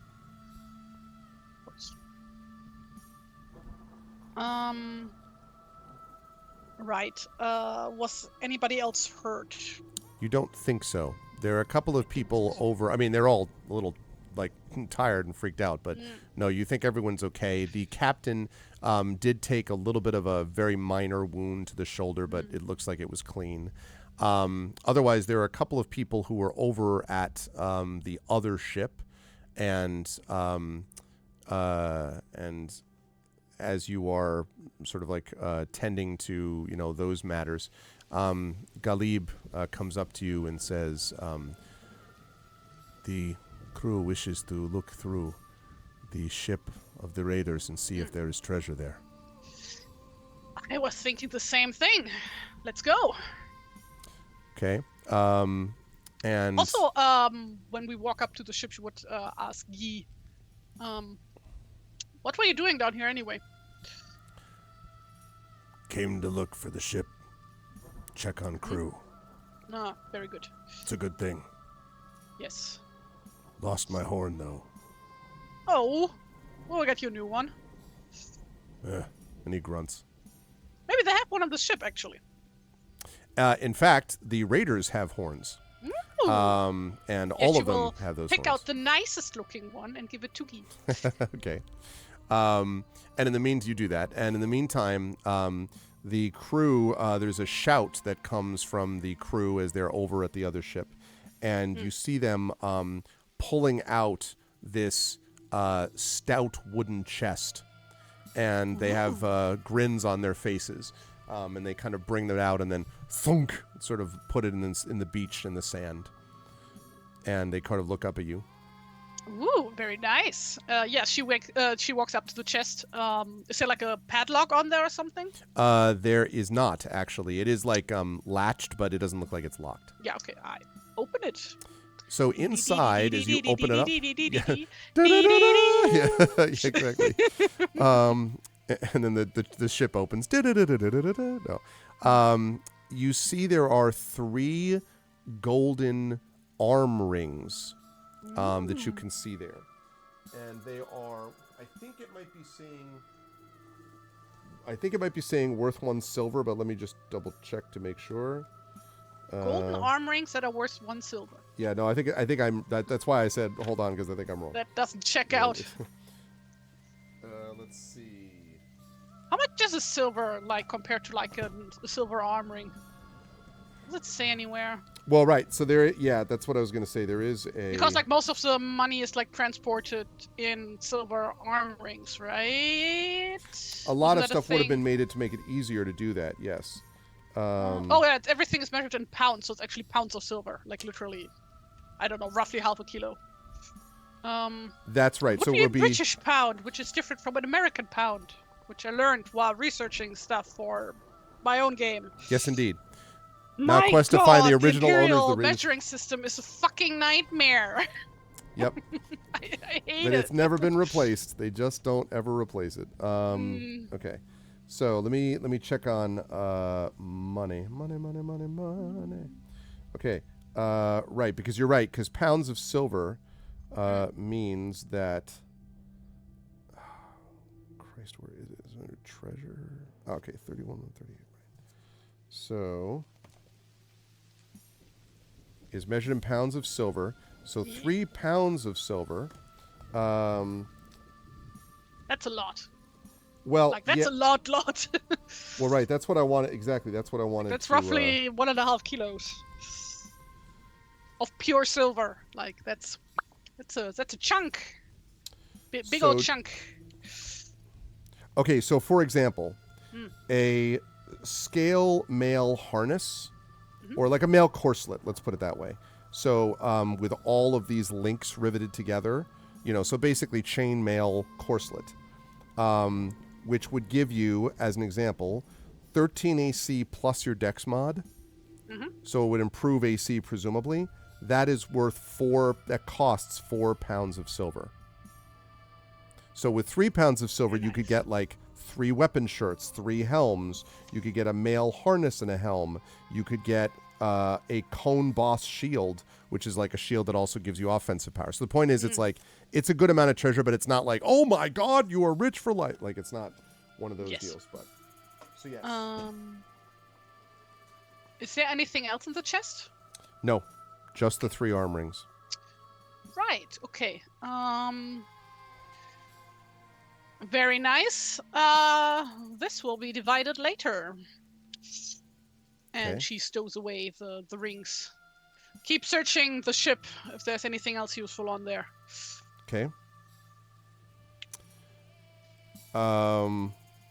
Okay. So, right. So you do that. If are you gonna do this funeral pyre before heading back up to the hall?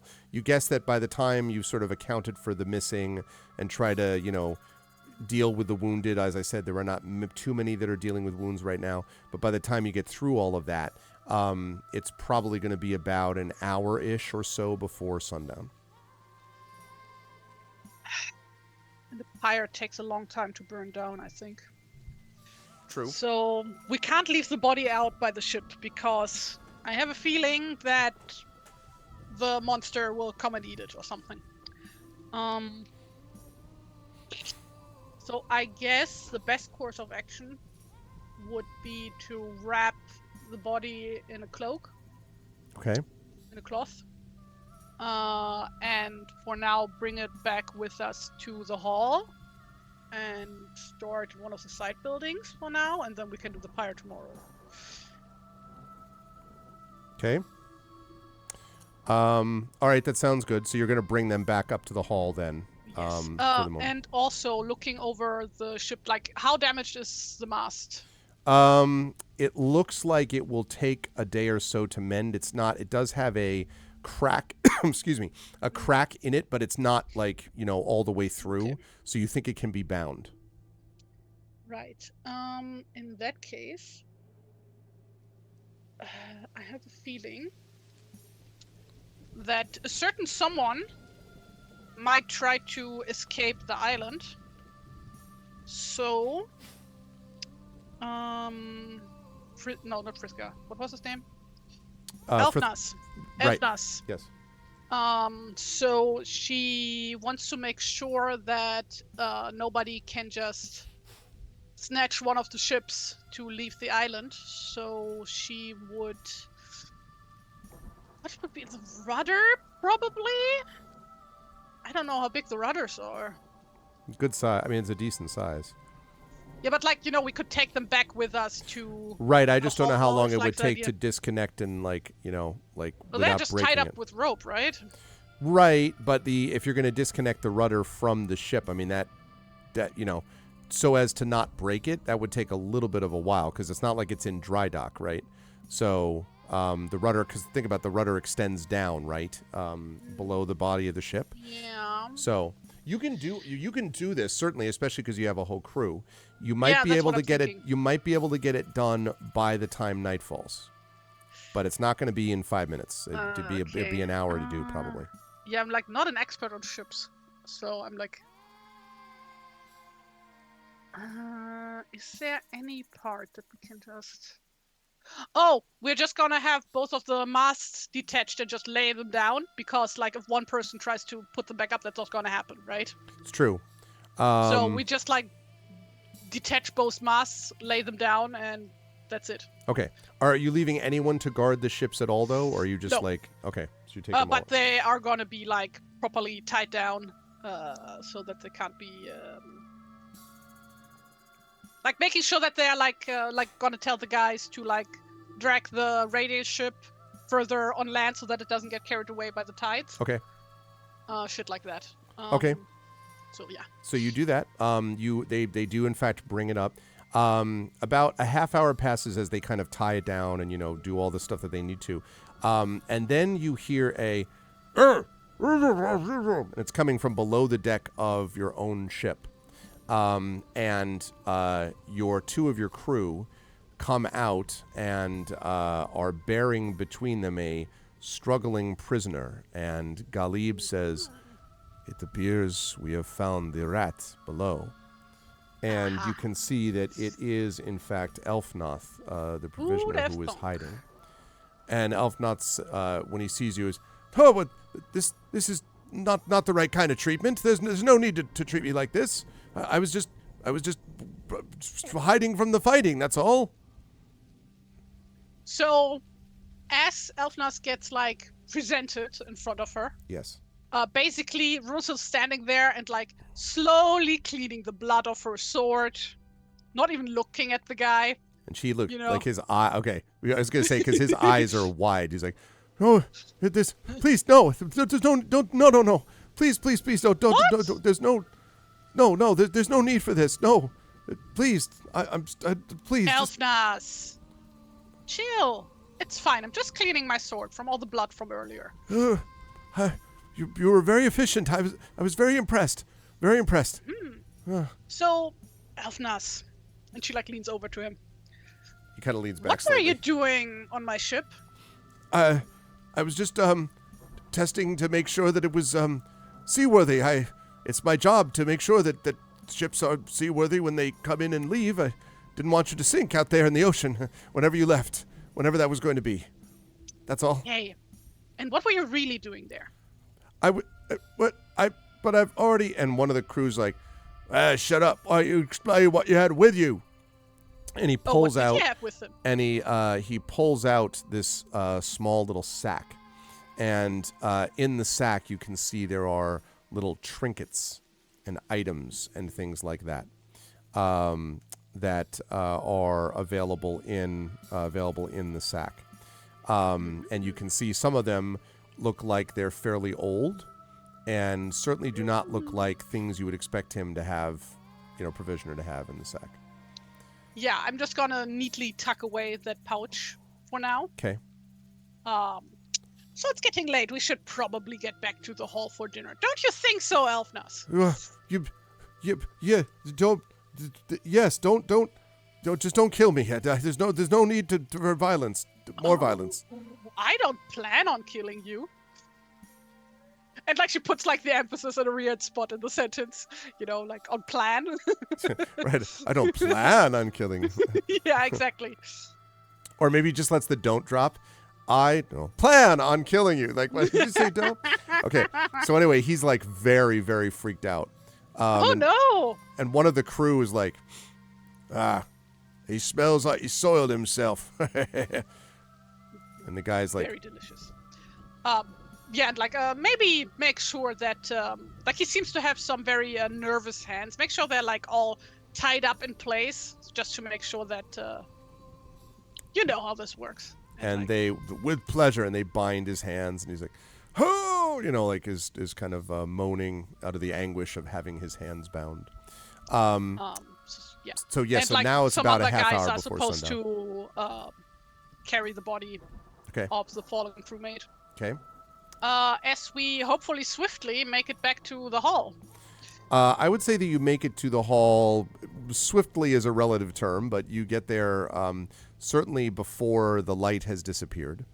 I'm going to get rid of my follower sheet for just a moment. Oh, by the way, did any of the crewmates search the bodies of the raiders beyond the warhorns? Yes, the thing that they found were the warhorns and basically the weapons. It appears like the treasures that the raiders would have found were mostly to be found on the ship.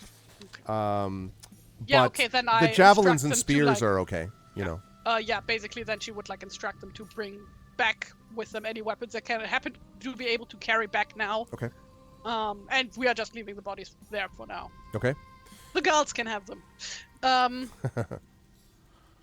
All right. So when you get back to the hall, you can see that besides your crew members, I'm not going to put all of them in here, but you can see that besides this group, there is also, and let me just make sure that I've got, let me make sure I have our guy. 1 second here. No.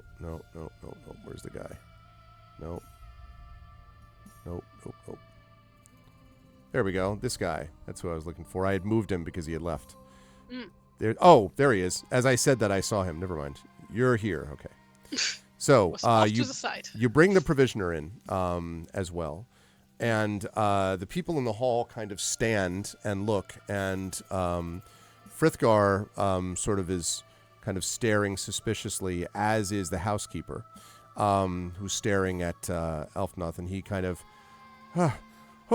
and when you bring him in, he sees Egbert, who's sort of staring at him, and he kind of breaks free from your crew, and he kind of stumbles over, not in any like dangerous way, stumbles over and practically trips over the bench, and then does in fact trip, and sort of sprawls on his face in front of Egbert, and he says, "Mercy, mercy, please, please, Egbert, you know, I was just frightened, and I was leaving. I just wanted to leave the island, and I'm sorry, and there was violence, and don't let them kill me." And Egbert is sort of like staring down at him, and then looks back up at you, Runsil. We found a little mouse hiding on our ship. Saying he was checking if the ship was all right. And also, for some reason, he was carrying this little pouch here. And I don't know how big is the pouch, actually. It was a sack, but not a very huge one. Maybe like size of a backpack, basically. Okay, in that case, she would gesture two of her crewmates to carry one of the benches in the center of the hall. Okay, yep. And then dunk out all the stuff that's in the sack onto the bench to neatly display it. And there's, even despite the fact that the people sort of had clearly gotten the idea that maybe there was something up with the provisioner, there's still a little bit of a gasp as some of these items sort of fall there. And it's the housekeeper, actually, Caro, who responds first and says, "Well, that was the bracelet. One of them that came and saw this, and came to the island. You murderer! Did you kill them?" And Elfnot's like, "No, I didn't kill anyone. No, I don't kill people. I didn't kill anyone." "Well, where did you get this then?" And she sort of stabs an accusing finger. "Well, I found it. That's all. I found it. And you were just going to take it from the island, were you? And leave us with it? Well, I meant no harm. Please, please. And Egbert sort of like holds up a hand and he says, "It does not matter if the items now have been at least returned. At least, I think they have been." And he kind of looks over, and a quick sort of brushing through of the items, Runesild reveals that there may be a lot of items there, but the Serpent's Cross amulet is not one of them.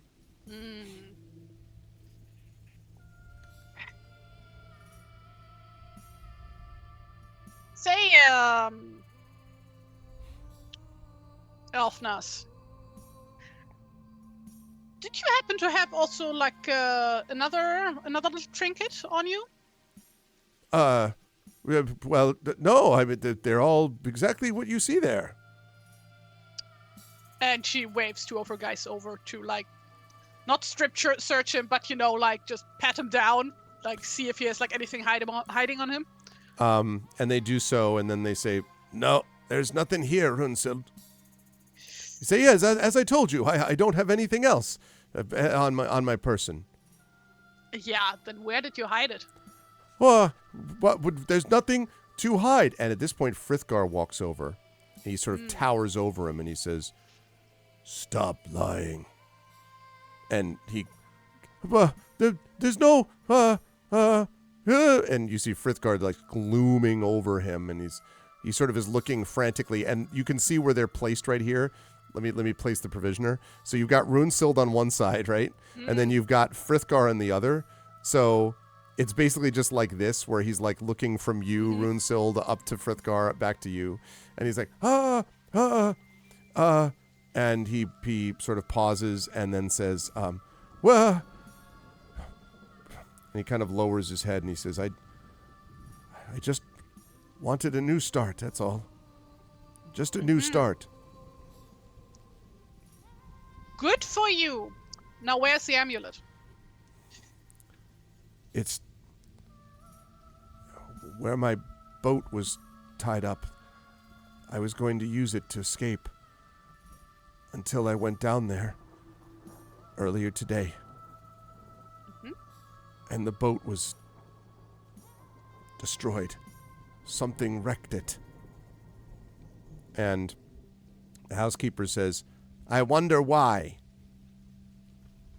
I didn't mean... I wasn't... he just sort of stops. Stops talking for a bit. And then Runzel basically stands back up properly and looks at Egbert and the housekeeper and Friskar. It's like, well, he's one of you guys. What do you want to do with him? And Egbert says, he must be granted some sense of mercy. He must return all that he has stole. And then, after he has helped rebuild what he helped break down, he will be asked to leave without any of the items that he took. And Elfnoth sort of looks up and kind of then lowers his gaze. And you can see Caro, Frithgar, even Edgar are glaring at him. And so you sort of, all right. And Egbert says, but we must find that amulet. If you want to go find it, it's out there, where the boat was. Yeah, bit dangerous to go fetch that now, isn't it? Unless we could send somebody specific down there to go fetch it. How fast can you run? And Elfnoth kind of his eyes widen. He says, no, not now. You can't send me now. I mean, besides, if there is some creature, it's too strong. You can't defeat it, right? Unless you found some way. Have you? Maybe I have. Maybe I haven't. Either way, you put the amulet there. So, whose responsibility is to get it now? Can you guarantee that it will still be there tomorrow? I can guarantee that I won't be if you send me down there. I didn't see it anyway when I came down there. The sack that I have here is all the items that I had brought with me to the boat. Only that thing was missing. It's not there anymore. Then where would it be, if not with the boat? Whoever destroyed the boat might have taken the thing. That's what I would do. Not that I do that. Not that I destroy things, but if I did. I see.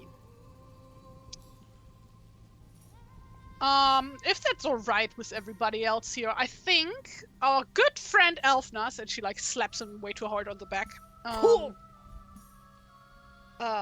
Needs his rest. So how about we bring him to his room, and then we station somebody at the door of his room to make sure that he doesn't get any more ideas for now. And he sort of says, all right. And Caro says, well, you could put him in the larder next to the trash and leavings. Maybe in the trash and leavings. I think he's already in the trash and leavings. Yes, I'm already trash. He nods, very happy to comply with your comment. Not what I was getting at, but sure, my guy. Oh. So yeah, why don't we do that then? All right. I guess, and then I guess once he's been put away out of earshot and everything, she would make sure that somebody's always stationed at the door. Okay. So that he can't get out. Okay. And then she would turn back to the crowd. And what else? Is everybody within the walls right now? And Frithgar says, yes, all the ones who are out in the island at least. Not that there's that many of us left. very good. Okay. We will have lookouts stationed at the wall, and switch them out at certain times at night. And hope that we don't get any visitors. And as you sort of set up for that, whoops, wrong one. As you set up for that, a couple of your compatriots, your followers, come up to you, and Genevieve sort of pulls you aside and says, "Runsil, are we going to be safe here for another night? Is that thing you've been telling us about going to attack us here? Or do we need to go elsewhere to stop it? What are we going to do?" I think we are safe within these walls. So far, the monster hasn't tried to get in, has it? And I think it's because of the light. For one, the creature only comes out at night, and what I found, it seems to have some kind of aversion to light for some reason. So long as we keep the hearth going and keep a few lamps lit, I think we should be fine. Okay. Okay. So, when you have set up the hall as you basically want it, are you setting a watch or anything like that? Yes. Okay. All right. So you set the watch for it. Are you going to be a part of that watch? And if so, when? Like do at the beginning or the end of it? Do I still get my long rest if I do? Yes, as long as you know, like, as long as you're not doing it somewhere in the middle. Yeah, okay. I guess then I'll take first watch. Okay. Okay. So, let's see. Right.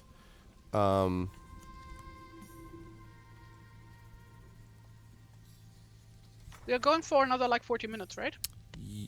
Yes, that's right. Okay. About another 40 minutes. Okay. So, let's see. So the first few hours passes relatively uneventfully, and for the most part, there seems to be silence more or less outside. Maybe too much silence, actually. And let's see. So,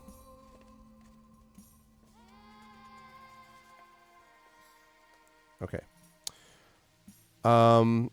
As you are sort of preparing for this, do you set up anything within the hall besides just a watch? Like, I guess my question is preparations. Are you making any preparations for this thing? And if so, what? Yeah, I guess, since there is no gate on these walls outside, right?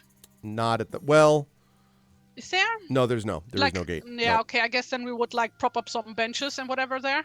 Okay. And also, we would barricade the door to the hall. So we're going to barricade the door with barrels and benches. Okay.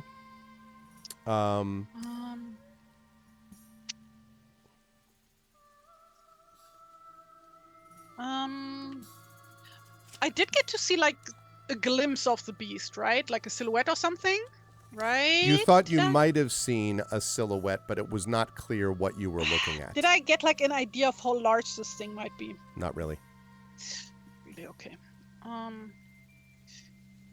Yeah, but, I guess besides that, we make sure that there's, lamps lit all around the place all night through. Okay. There probably was some lamp oil stored on the raider ship, right? Yes.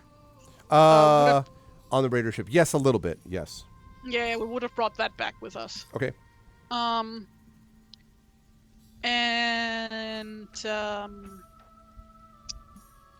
I guess because there's gonna be a few watches staged outside the hall, right? Mm-hmm. would like leave some kind of opening that they could get through if needed be, like probably through a window. I don't know how large the windows here are.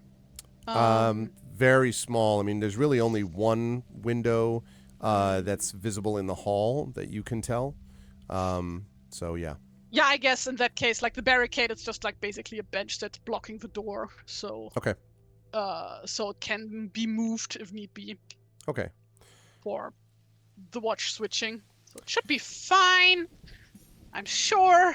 So what's the worst that could happen? About midnight or so, during the course of your watch, I need you to make a perception check for me as the hearth fire has dwindled and your crew and followers are inside with an uneasy sleep. Yeah, would like keep the hearth lit, by the way, throughout the night. Yeah. What did you say? A perception check?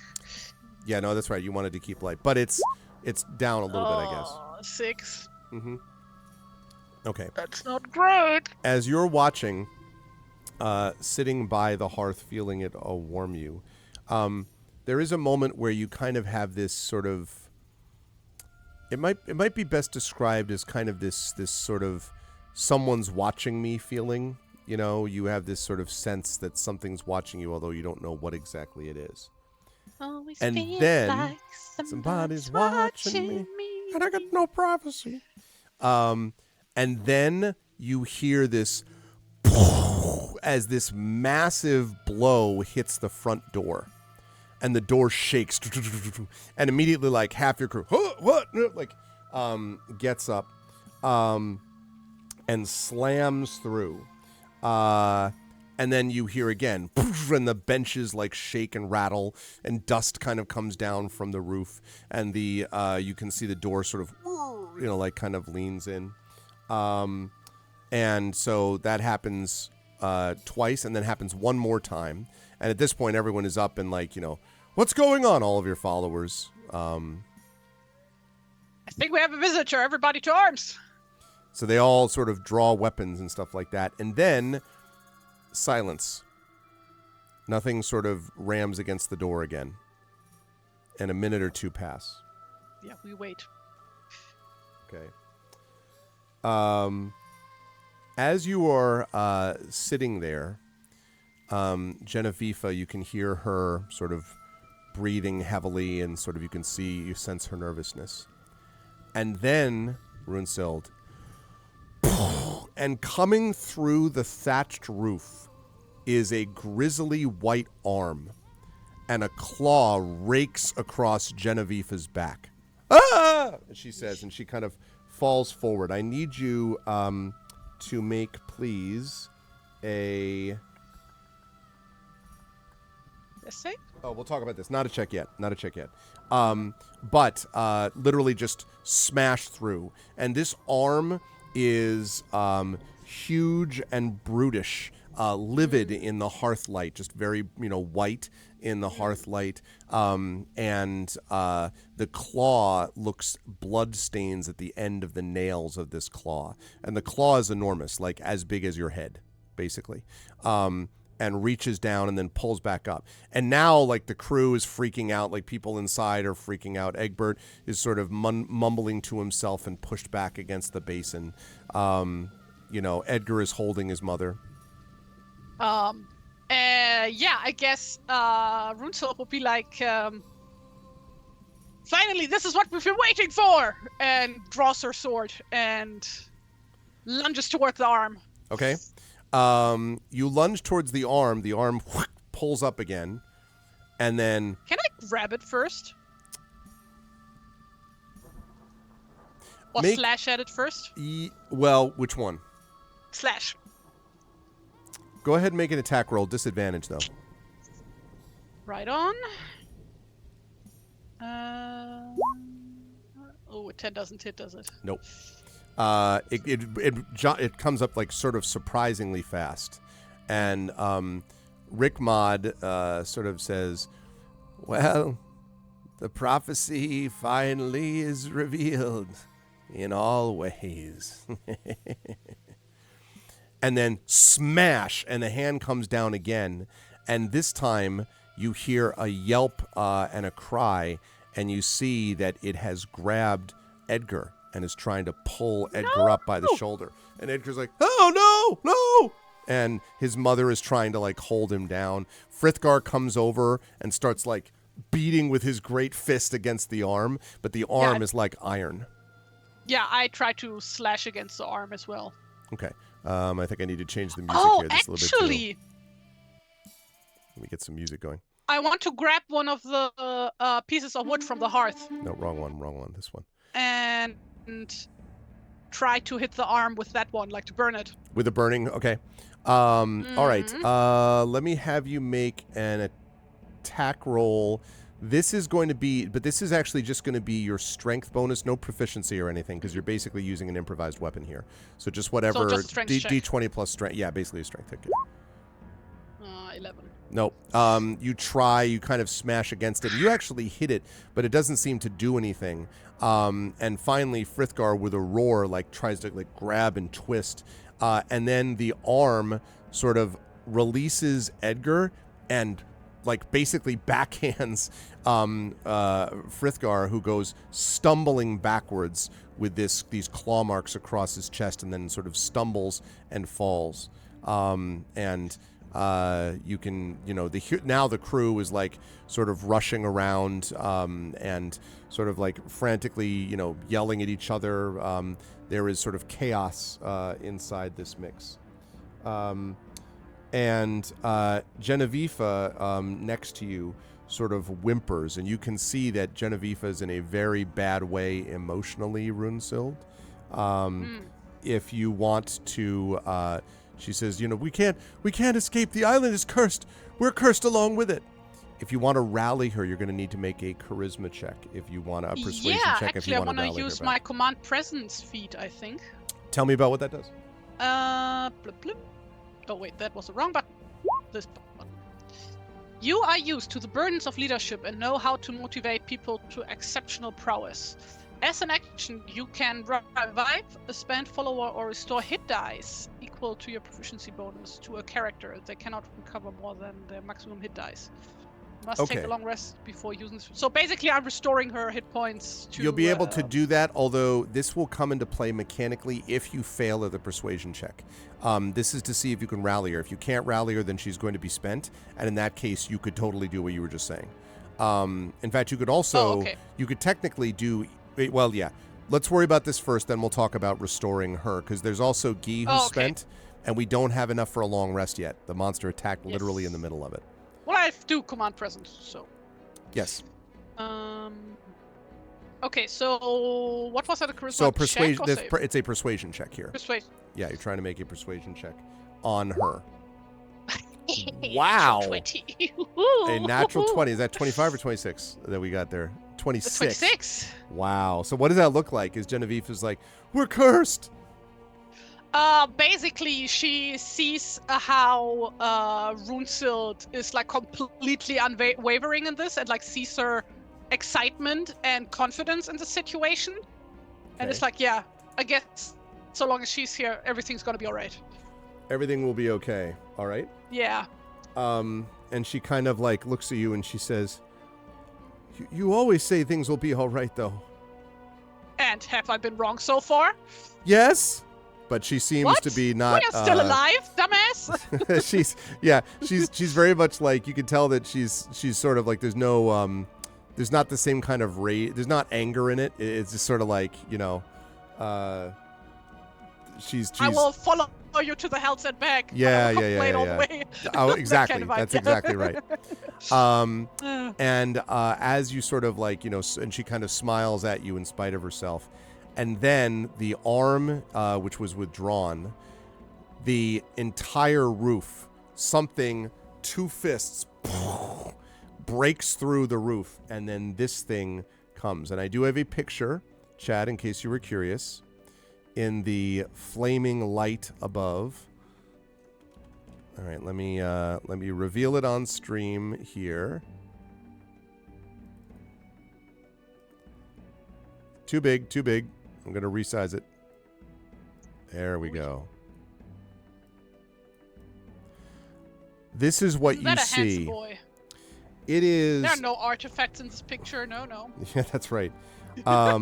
This is a sort of wartish creature. They're, as I say, white with this kind of ratted, matted, black, long hair coming down from its head. There are two enormous tusks out of its mouth, and you can see there is these long arms with, again, scratches and scars all along it, and its claws are stained with blood.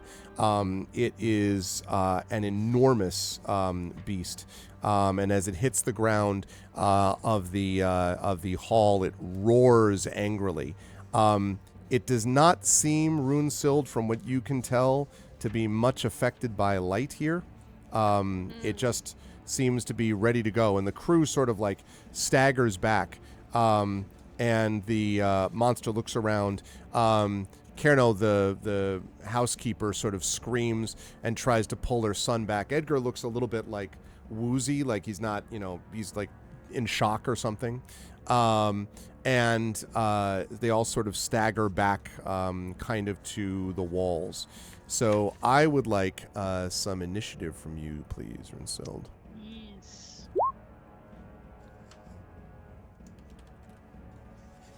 Okay. Ooh, 18 again. Ugly Mug is right, Carol. Okay, another 18? You've been rolling well today, by the way. Except for when it matters. No, that's not true. No, you saved your followers like 5 times. You kidding me? Who cares about followers? Wow. You say that, they all immediately take disadvantage. You're like, you suck. You do it yourself, Runesild. Okay, right. So...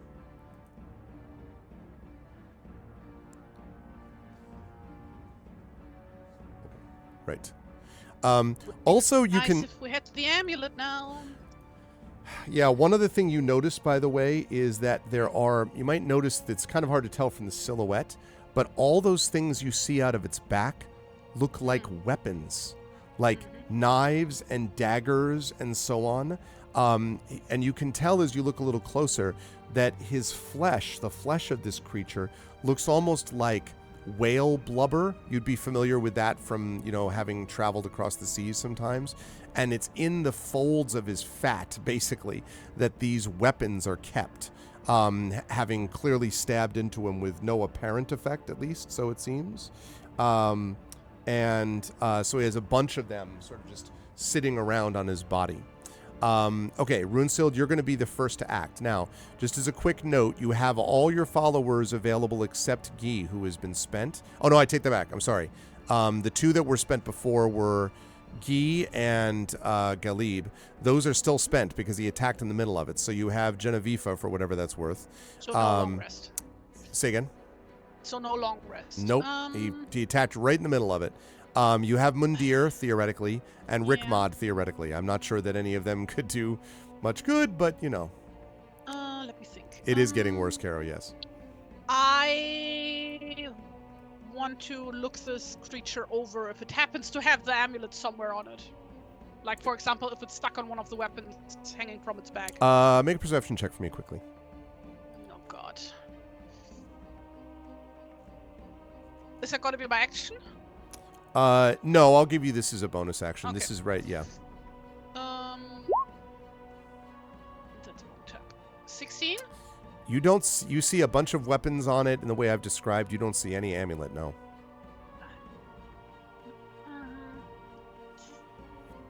Thinking. So you said it's around midnight, right? Yes. So it's going to be several more hours until daylight. Roar! What do?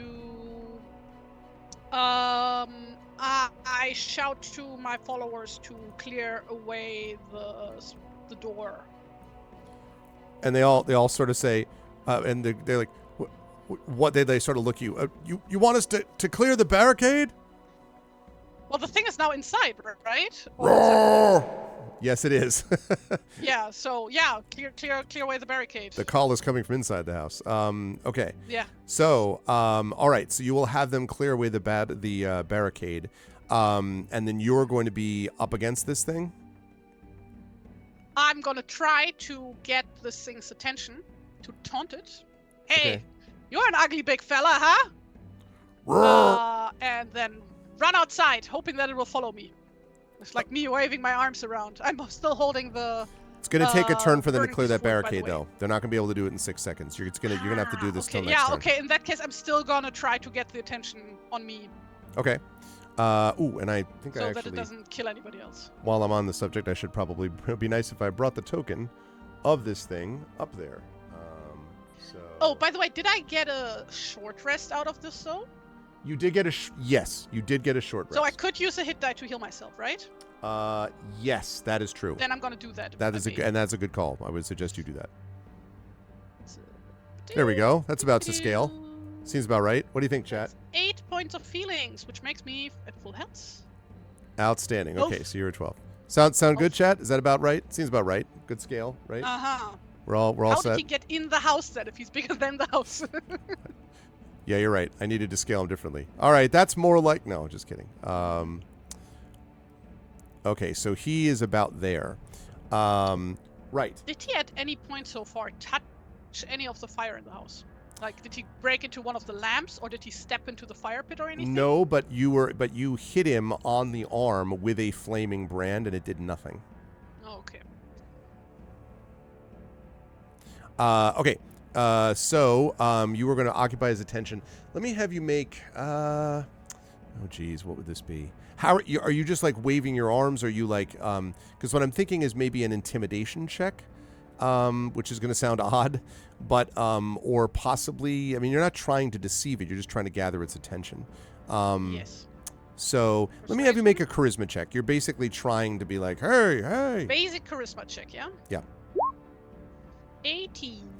Okay, so yeah, so he turns, and you definitely now have his attention. And what he does is he stares at you, and then from his back, he pulls out a dagger and tosses it at you. Okay. I try not to get hit. Well, we will see if that happens. Let's see. We're talking... Oh, well, I'm trying to slam away the knife because, I could hit something that's standing behind me, and we don't want that either. Someone. 22 to hit. Yeah, that hits me. Okay, let's see. Oh, okay. Well, that's So remember that whole am I wearing my armor right now? I assumed you were. Okay. I assumed you were. Does that still hit you? I assume it still hits you. Yeah. So he hits you apparently in the face because this is 11 points of damage unless you want to take a blow. What is going to take a blow to one of my followers? Death saving throw. Or they might be Do badly followers hurt. have HP, or how does it work? No, they don't have HP. They basically, the death saving throw is the equivalent of that for them. So, and you've they got... only get one death save, or do they get 3? It's not like that. The death saving throw is basically if they succeed, then they have avoided, they absorb the blow and they have not taken damage from it. They managed to do something to resist it. Okay. If they fail, they take the blow, but then they're... Then they're dead. Presumably. Now, also, spent followers, Galib and Guy, can't do this. So you'd have to see if Genevieve or Mundir or Rickmod even have take a blow for you. None of them have take a blow, I think.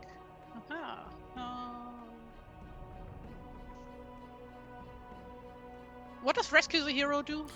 That is, if you are defeated, like if you basically drop below 0 hit points, you can have them rescue the hero to try to basically run in. All of your followers run in, and then they rescue and pull you out, basically, of the fight. Okay. No, then I take the hit and I have 1 hit point left. Yeah. But you got his attention. Yeah, great. Also, I should point out that what I just did there, which is literally an attack called sword back, but that attack was a bonus action. When he tries to attack you with his claws, though, you'll be happy to know that he misses. I think a 9 is that going doesn't to. hit, no. Yeah.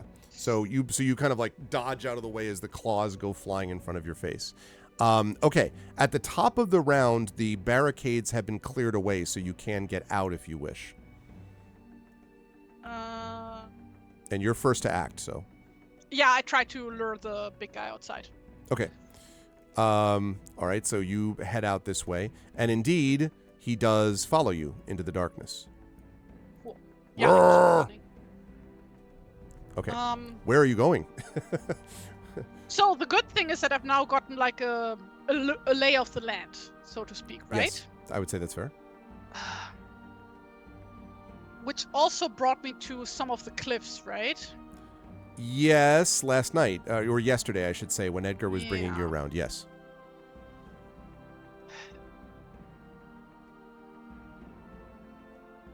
Did I happen to see a spot on the cliffs that leads straight into water? With like no rocks down there? Down there? So like the idea here is, right, that I'm looking for good, or like trying to think of a good spot that I could run towards and maybe jump down and have the guy jump after me, if that makes sense. I see what you're saying. But also without killing myself, ideally. That would be great. That would be lovely. That would be outstanding. Okay.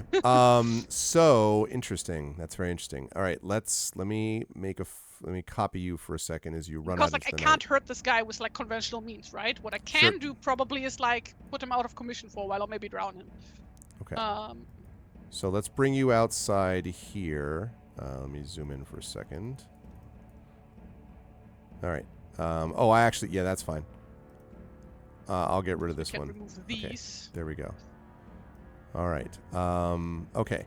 So now that you are here, there are several places. So first of all, there's down here is where your ship was that you came from, and it's also allegedly not too far from where, according to the provisioner, the smashed ship was, presumably. Over here you've got the ruin. And then the graveyard up here. There was one spot that you do remember, which was over here. No, I'm sorry. Here. Wait, where? Sorry, here, right there. When you were looking at one of the stones, like he brought you to one of the stones to look at, and it had another picture of something being fought, this monster being fought. That was pretty near what you thought was like a sheer cliff's edge. You don't know how like survivable it is, but it didn't have a lot of rocks below that you could tell. Is the moon out? Like, is there any light going on right now? Is it like pitch black outside? There sure is not. I have dark vision. No, I don't have dark vision. Bruh. I'm a human. Human. Bruh. Bruh. Bruh. Stop that.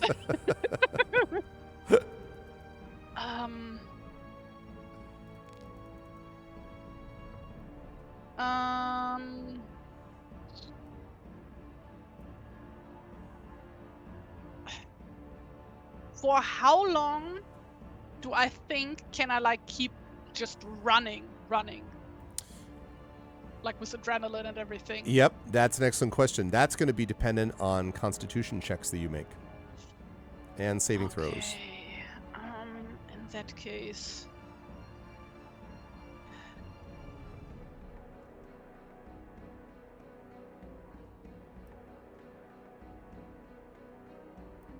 On my way out, can I grab one of the lamps or torches or whatever?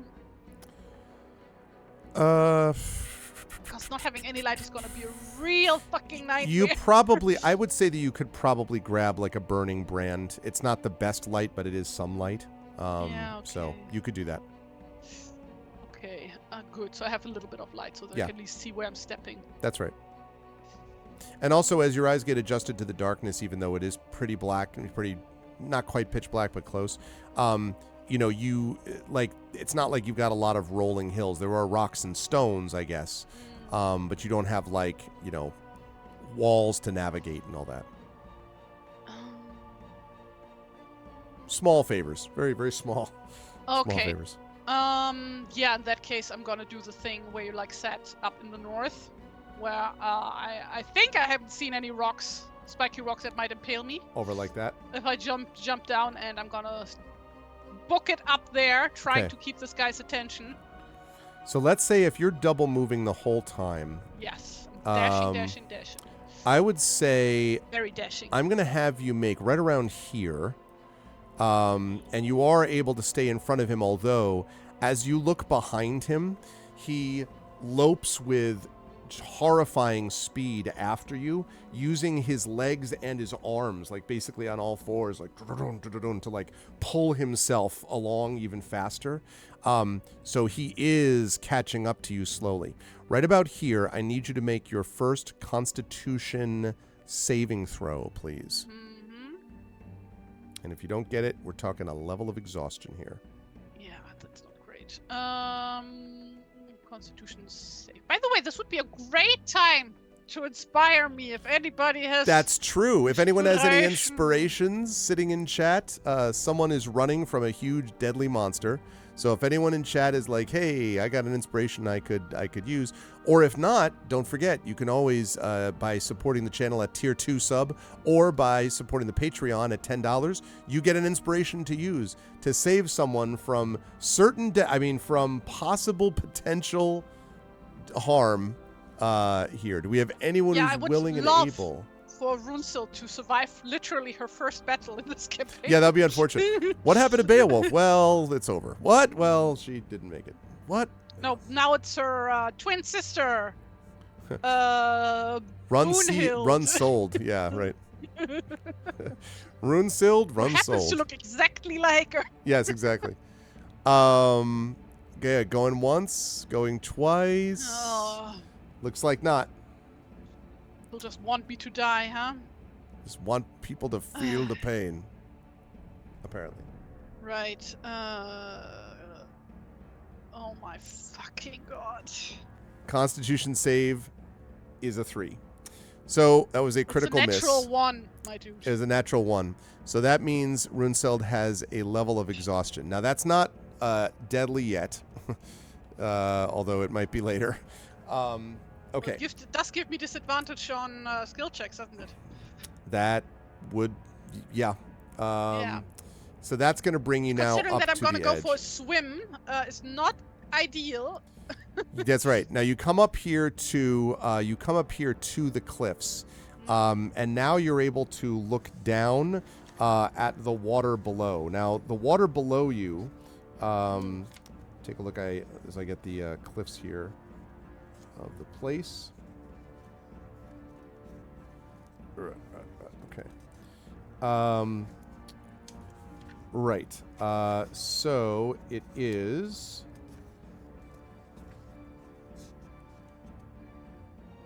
Right. So there are cliffs that you can see leading down from your position. You don't see any rocks in particular, but you would guess, if you had to guess, you would assume that this is something that would be probably a good, maybe 50 feet down to the water. It's a bit of a fall that you could get here. And you think that there are no rocks, but you're not 100% sure. Do I have like a very hot second to let the guy catch up to me? Well, you don't think you have to let him catch up to. He's almost on top of you anyway. Like okay. Because like I want to like jump at the last fucking second, right? Yeah. Yeah. And basically what I'm first gonna try is to dodge him sideways so that I'm not going down the cliff. Just like, roll sideways. You want to roll sideways without going over the cliff, you mean? Was hoping that he goes over the cliff. Oh, fucking hell, I should have done this at a spot with rocks. I'm not smart. That fits my character, though. Runesild also isn't smart. Okay. She has a +1 on intelligence. This is fine. Okay, so he's coming in. Yes, you can do that. So this would be an acrobatics check, but let me just double check on the one other thing, which is assuming that he can't. What's the word? Break in time. Yeah, so you have a I would disadvantage like on if the... it would break in time, though. I see what you did there. So you're going to have to make an acrobatics check here to duck out of the way. Unfortunately, you're doing this at disadvantage. Oh, wait a minute. Triffid has redeemed an Arvanaut inspiration, so Triffid does have an inspiration available, which would at least make this a regular check instead of a disadvantage check. That would be outstanding. If Triffid is doing that for this reason. Unless Triffid is like, no, I was just redeeming it. I just wanted to see. That's all. So that nobody else can get it. Exactly. No, Triffid has inspired you. Thank you, Triffid. Thank you. All right, so that means this is just a regular roll then. A regular acrobatics check. No disadvantage or advantage. It's a 9. Yeah. With the 9...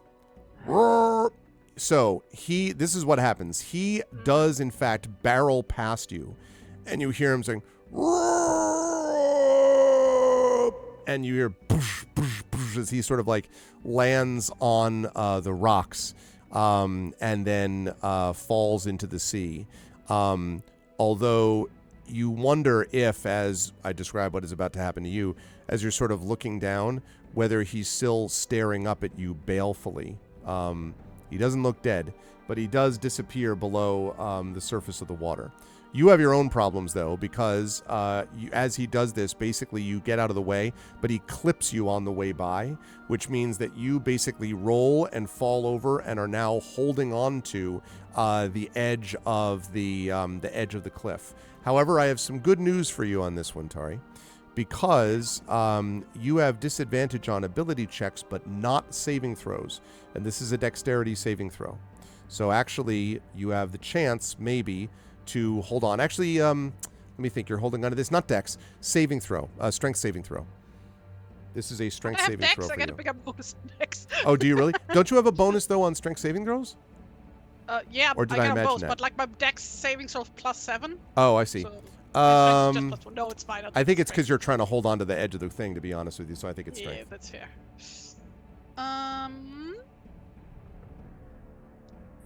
Right. 17! Yeah. You manage to hold on barely as your followers like basically come up, and you find yourself sort of being pulled up to the land.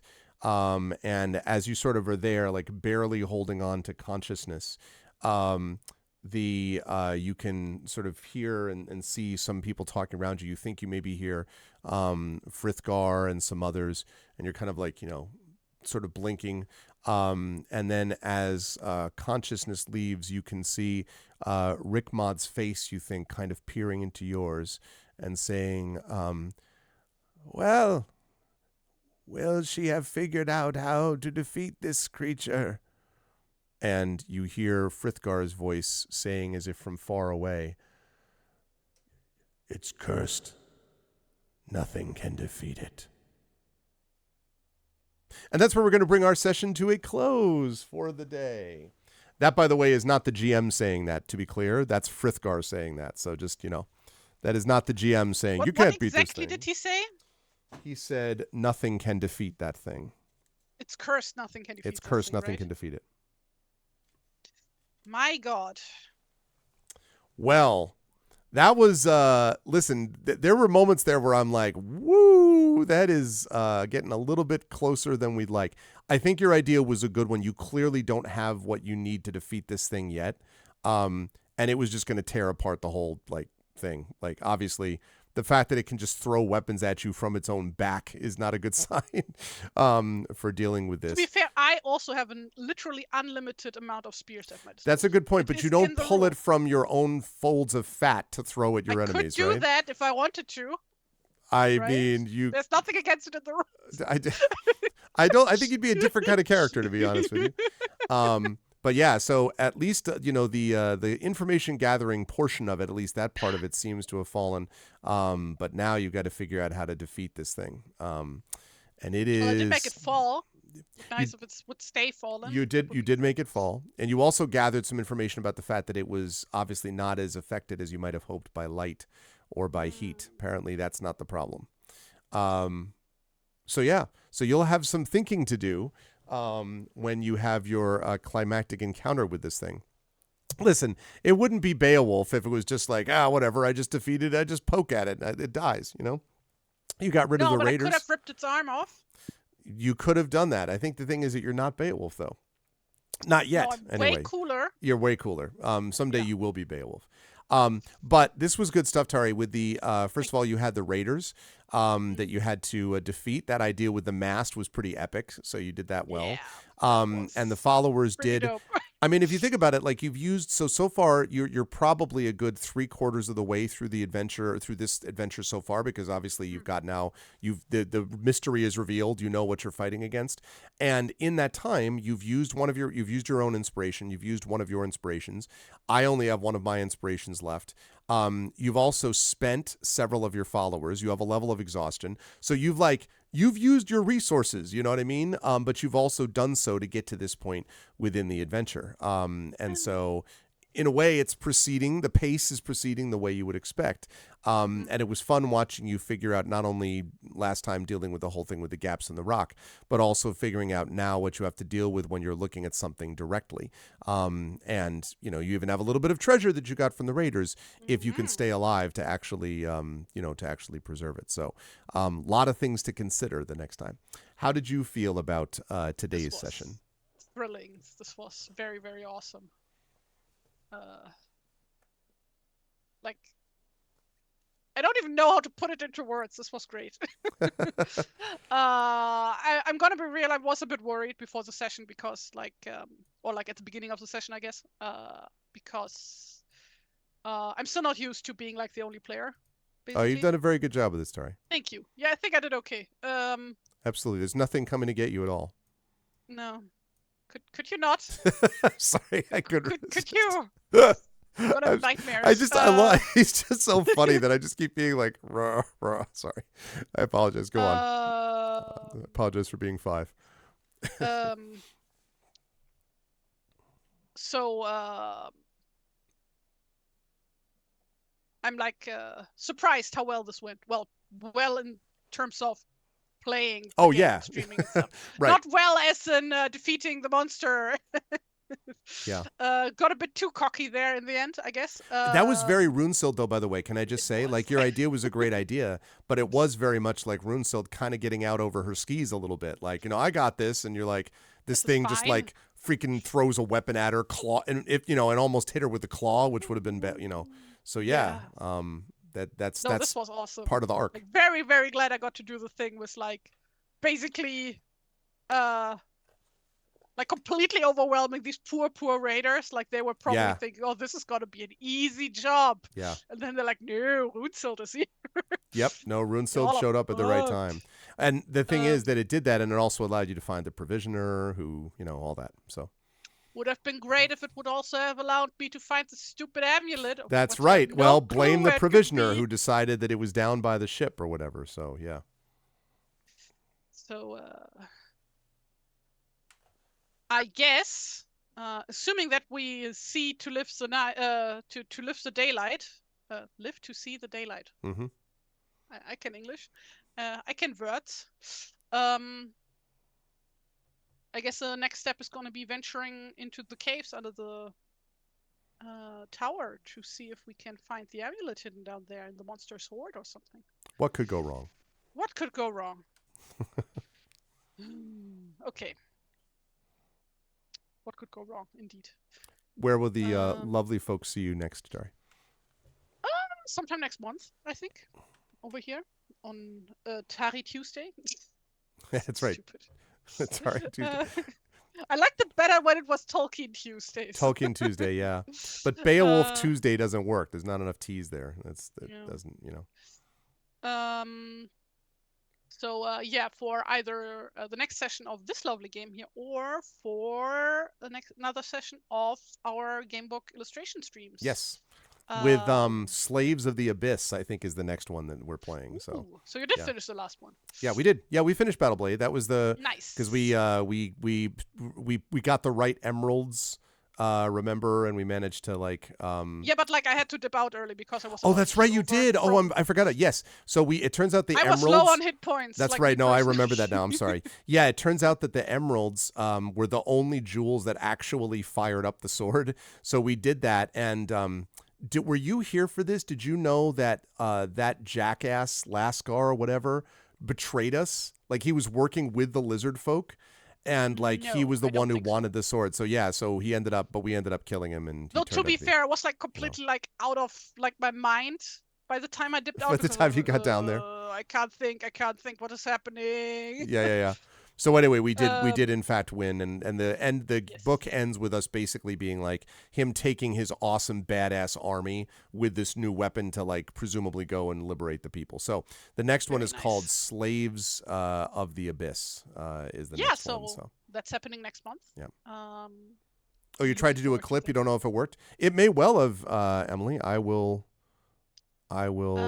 check Um, and see. But anyway, and besides that, people can find me on Tumblr, on Blue Sky, and on Instagram at TariToons. Um, where I post my drawings. Like the last few days, I've been very busy, not actually drawing things for the game I've been working on as I should be. No, I've been needing some self-indulgent me time by drawing my old D&D characters, old Baldur's Gate and Icewind Dale and Neverwinter Nights characters and stuff like that. that's all right. Because I'm an insane person who comes up with a 4-generation family tree, which relates all of my player characters, and everybody needs a portrait. So that's what No, I've that's been doing. fine. It's like a kind of artist self care, you know. Yes, it Uh, very much is artist self-care. So let me check this clip that Emily posted of you. Let me see. It's getting a little bit oh closer god, than we'd like. I think your I idea was also a need good to one. You see. clearly don't have what you need to defeat this thing yet. And it says what? And it was just going to tear apart. This is called what Tari has. Like, I'm watching. The fact that it can just throw weapons at you from its own back is not a good sign. This is you talking about like I could do. I also have a literally unlimited amount of spears at my disposal. That's a good point, but you don't pull it from your own folds of fat to throw at your enemies, right? I could do that if I wanted to. Okay, that's a really good clip. So it's basically just you saying that with like, I'm saying, well, you don't take the weapons and throw them from your own folds of fat. And you're like, I could do that if I wanted to. And that's the end of the clip. That's a great clip, Emily. Thank you.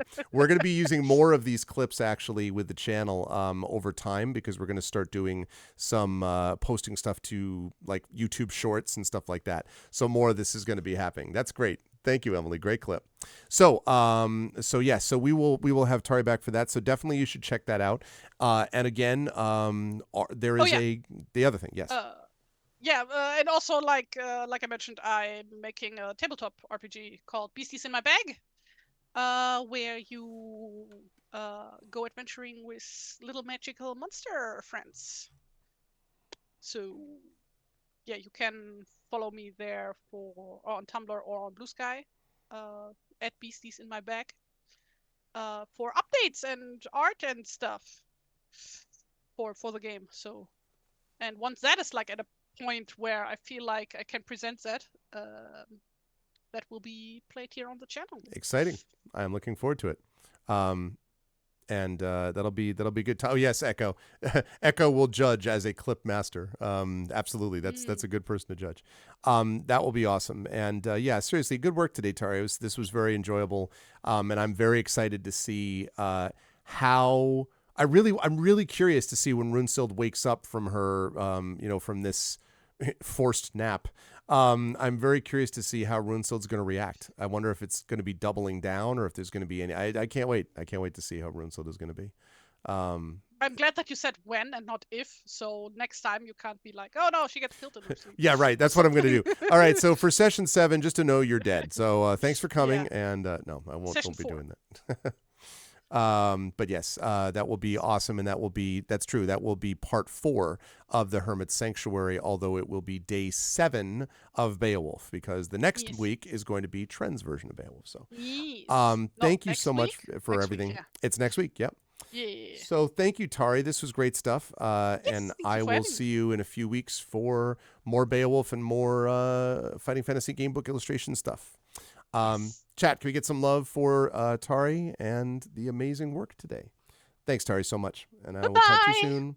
Bye-bye. How do? noodles. All right. Good stuff. Let's see. It could have been made earlier. There's no talking. Well, I didn't know that we were doing this. No. But that was really a lot of fun. I was very, very excited to see that played out, and we got some Beowulf combat in there. The combat is, I would say, deadlier and a little bit more sort of like tactically shaped. I don't think I'm saying that quite right. But it's not quite the same as what you might get in a regular D&D session because of the followers and things like that. And also because of the defeatable condition, which is a different sort of matter, but it's still very cool. So I thought it was a lot of fun, and I love the image of the monster sort of like diving after, but you can't kill it that way. So anyway, it's going to be awesome to see how RuneCell deals with that next month. But you're going to see more Beowulf chat next week when Tren is going to return. Tren Sparks will be with us with a Realfer playing the three Ogre brothers. That also is looking like it's going to be moving possibly towards some confrontation. So we'll see if that happens down the line. I am excited to see it. Okay, now as I mentioned earlier, first of all, that next game that Triffid was kind enough to post, that is, you're getting an extra week chat to do this because we did the nominations earlier than normal last week because we had some extra time. And so there are two games this time, Californium, which is based on Philip K. Dick's work, and Orcs Must Die. And for those of you who know about Styx, that is a spin-off, basically, of Orcs Must Die. So either one of those will work. You should get your votes in now because that's going to be happening coming up, not this coming week, but the week after. So not next week, but the week after that is when this is going to happen. We have Californium and we have Orcs Must Die. You can get your results in now for that. You can get your nominations in now for that. Or you can get your votes, not your nominations, your votes in now for that. So there's that. Otherwise, later today, I am going to be over on GOG.com's Twitch channel. You sent me a Discord check about a board game server. Oh, yes. I did see that, Echo, and I will take a look at that when I can. Yeah, I did see that you sent that along. The Board Game Tabletop Lover Discord. Okay, sounds good. I will check that out. So later today, I'm going to be over on GOG.com's Twitch channel, and I am going to be playing a new game for me called Sovereign Syndicate. This is a game that I've been actually interested to try for a couple of months now when I found out about it. It is basically like it's like a Disco Elysium-ish Victorian steampunk RPG with tarot cards instead of dice and with a lot of narrative focus. And one of the main characters is a top hat wearing Minotaur wizard who drinks a lot. It's one of those.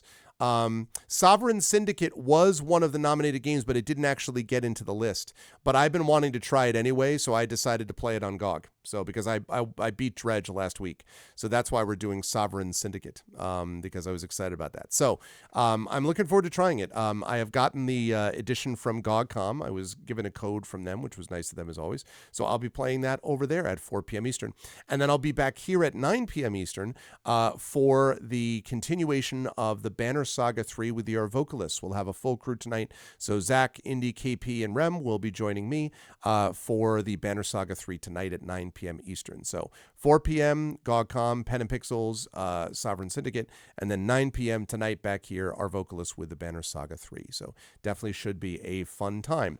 Then I also want to mention very quickly that the rest of the week, I think, I need to double check and see if we have...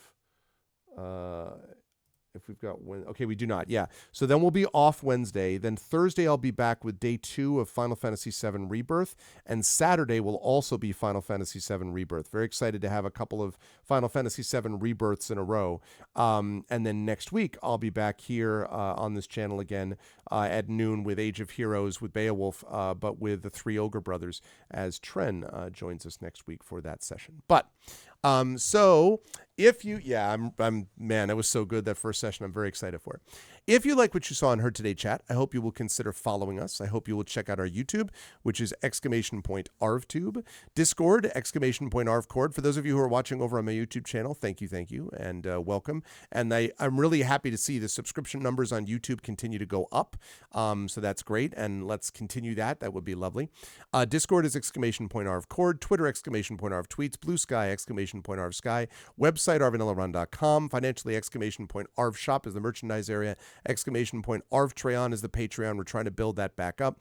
Obviously, subbing to the channel, as several of you did today, is really appreciated as well. And on the publishing side, !Icarus, my graphic novel from the amazing Athos Arts, Library, my Tales and Tomes from the Forbidden Library, that's my 5e adventure and source book from the awesome Alligator Alley Entertainment, and Greyshade, that's my Grey Assassin trilogy of Greyshade and Renegade. Also, the audiobook of Greyshade by our very own Trent Sparks, who I previously mentioned. Those are all available now at that link, all from Athos Arts. Also, you can pre-order the final book in that link, Heretic, in that series, which is going to be coming out in the summer of this year. I'm going to be working on edits of that starting this weekend. After receiving those edits, I got the edits back now from the amazing Emily Bell, and so now I'm going to be working on those edits starting this weekend, starting on Sunday. And then, so that'll be out this summer as scheduled. And then late this year will be the Greyshade tabletop role-playing game coming from Alligator Alley Entertainment, and designed by Brandon O'Brien. So you will definitely want to be checking that out because that's going to be awesome. I'm very excited for the tabletop game as well. And as always, !BLM, Black Lives Matter, important to affirm and assert the significance and importance of Black lives.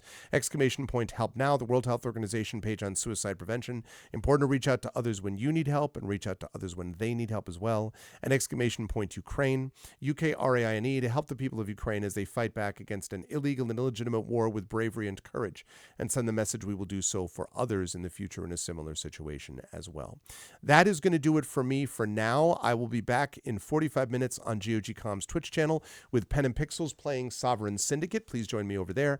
And then make sure to come back here at 9 p.m. Eastern tonight for the Arvocalis with the Banner Saga 3. Until then, thank you so much to the amazing TariToons for her amazing work today. And thanks to Handiwork Games for this awesome Beowulf Age of Heroes game. And thank you to all of you lovely folks. Thank you to Emily the Invincible, Hillness, Triffity Mats, the best mods in the business. Thank you all. Thank you to my wonderful Patreon supporters and subscribers, Emily, Hillness, Triffid, Effect Life, Echo Alpha, and Caro. Thank you so much. And thank you to my viewers. Thank you to Zero Sophia. Thank you to 8 Row. Thank you to Betrader, to Big Boss. Thank you to Jeff, to Live Suing, Mr. Jonas. Thank you to Regress. Thank you to Rockin' Tarsai. Thank you to T-Bank. Thank you to Topical, and of course Wispy Song. Thank you so much, everybody, for being here and checking this out. And again, I'll see you folks in about 45 minutes over on GOG.com's Twitch channel for some Sovereign Syndicate, and back here later this evening. Until then, everyone, please be good to each other, and I'll catch you all soon. Bye for now.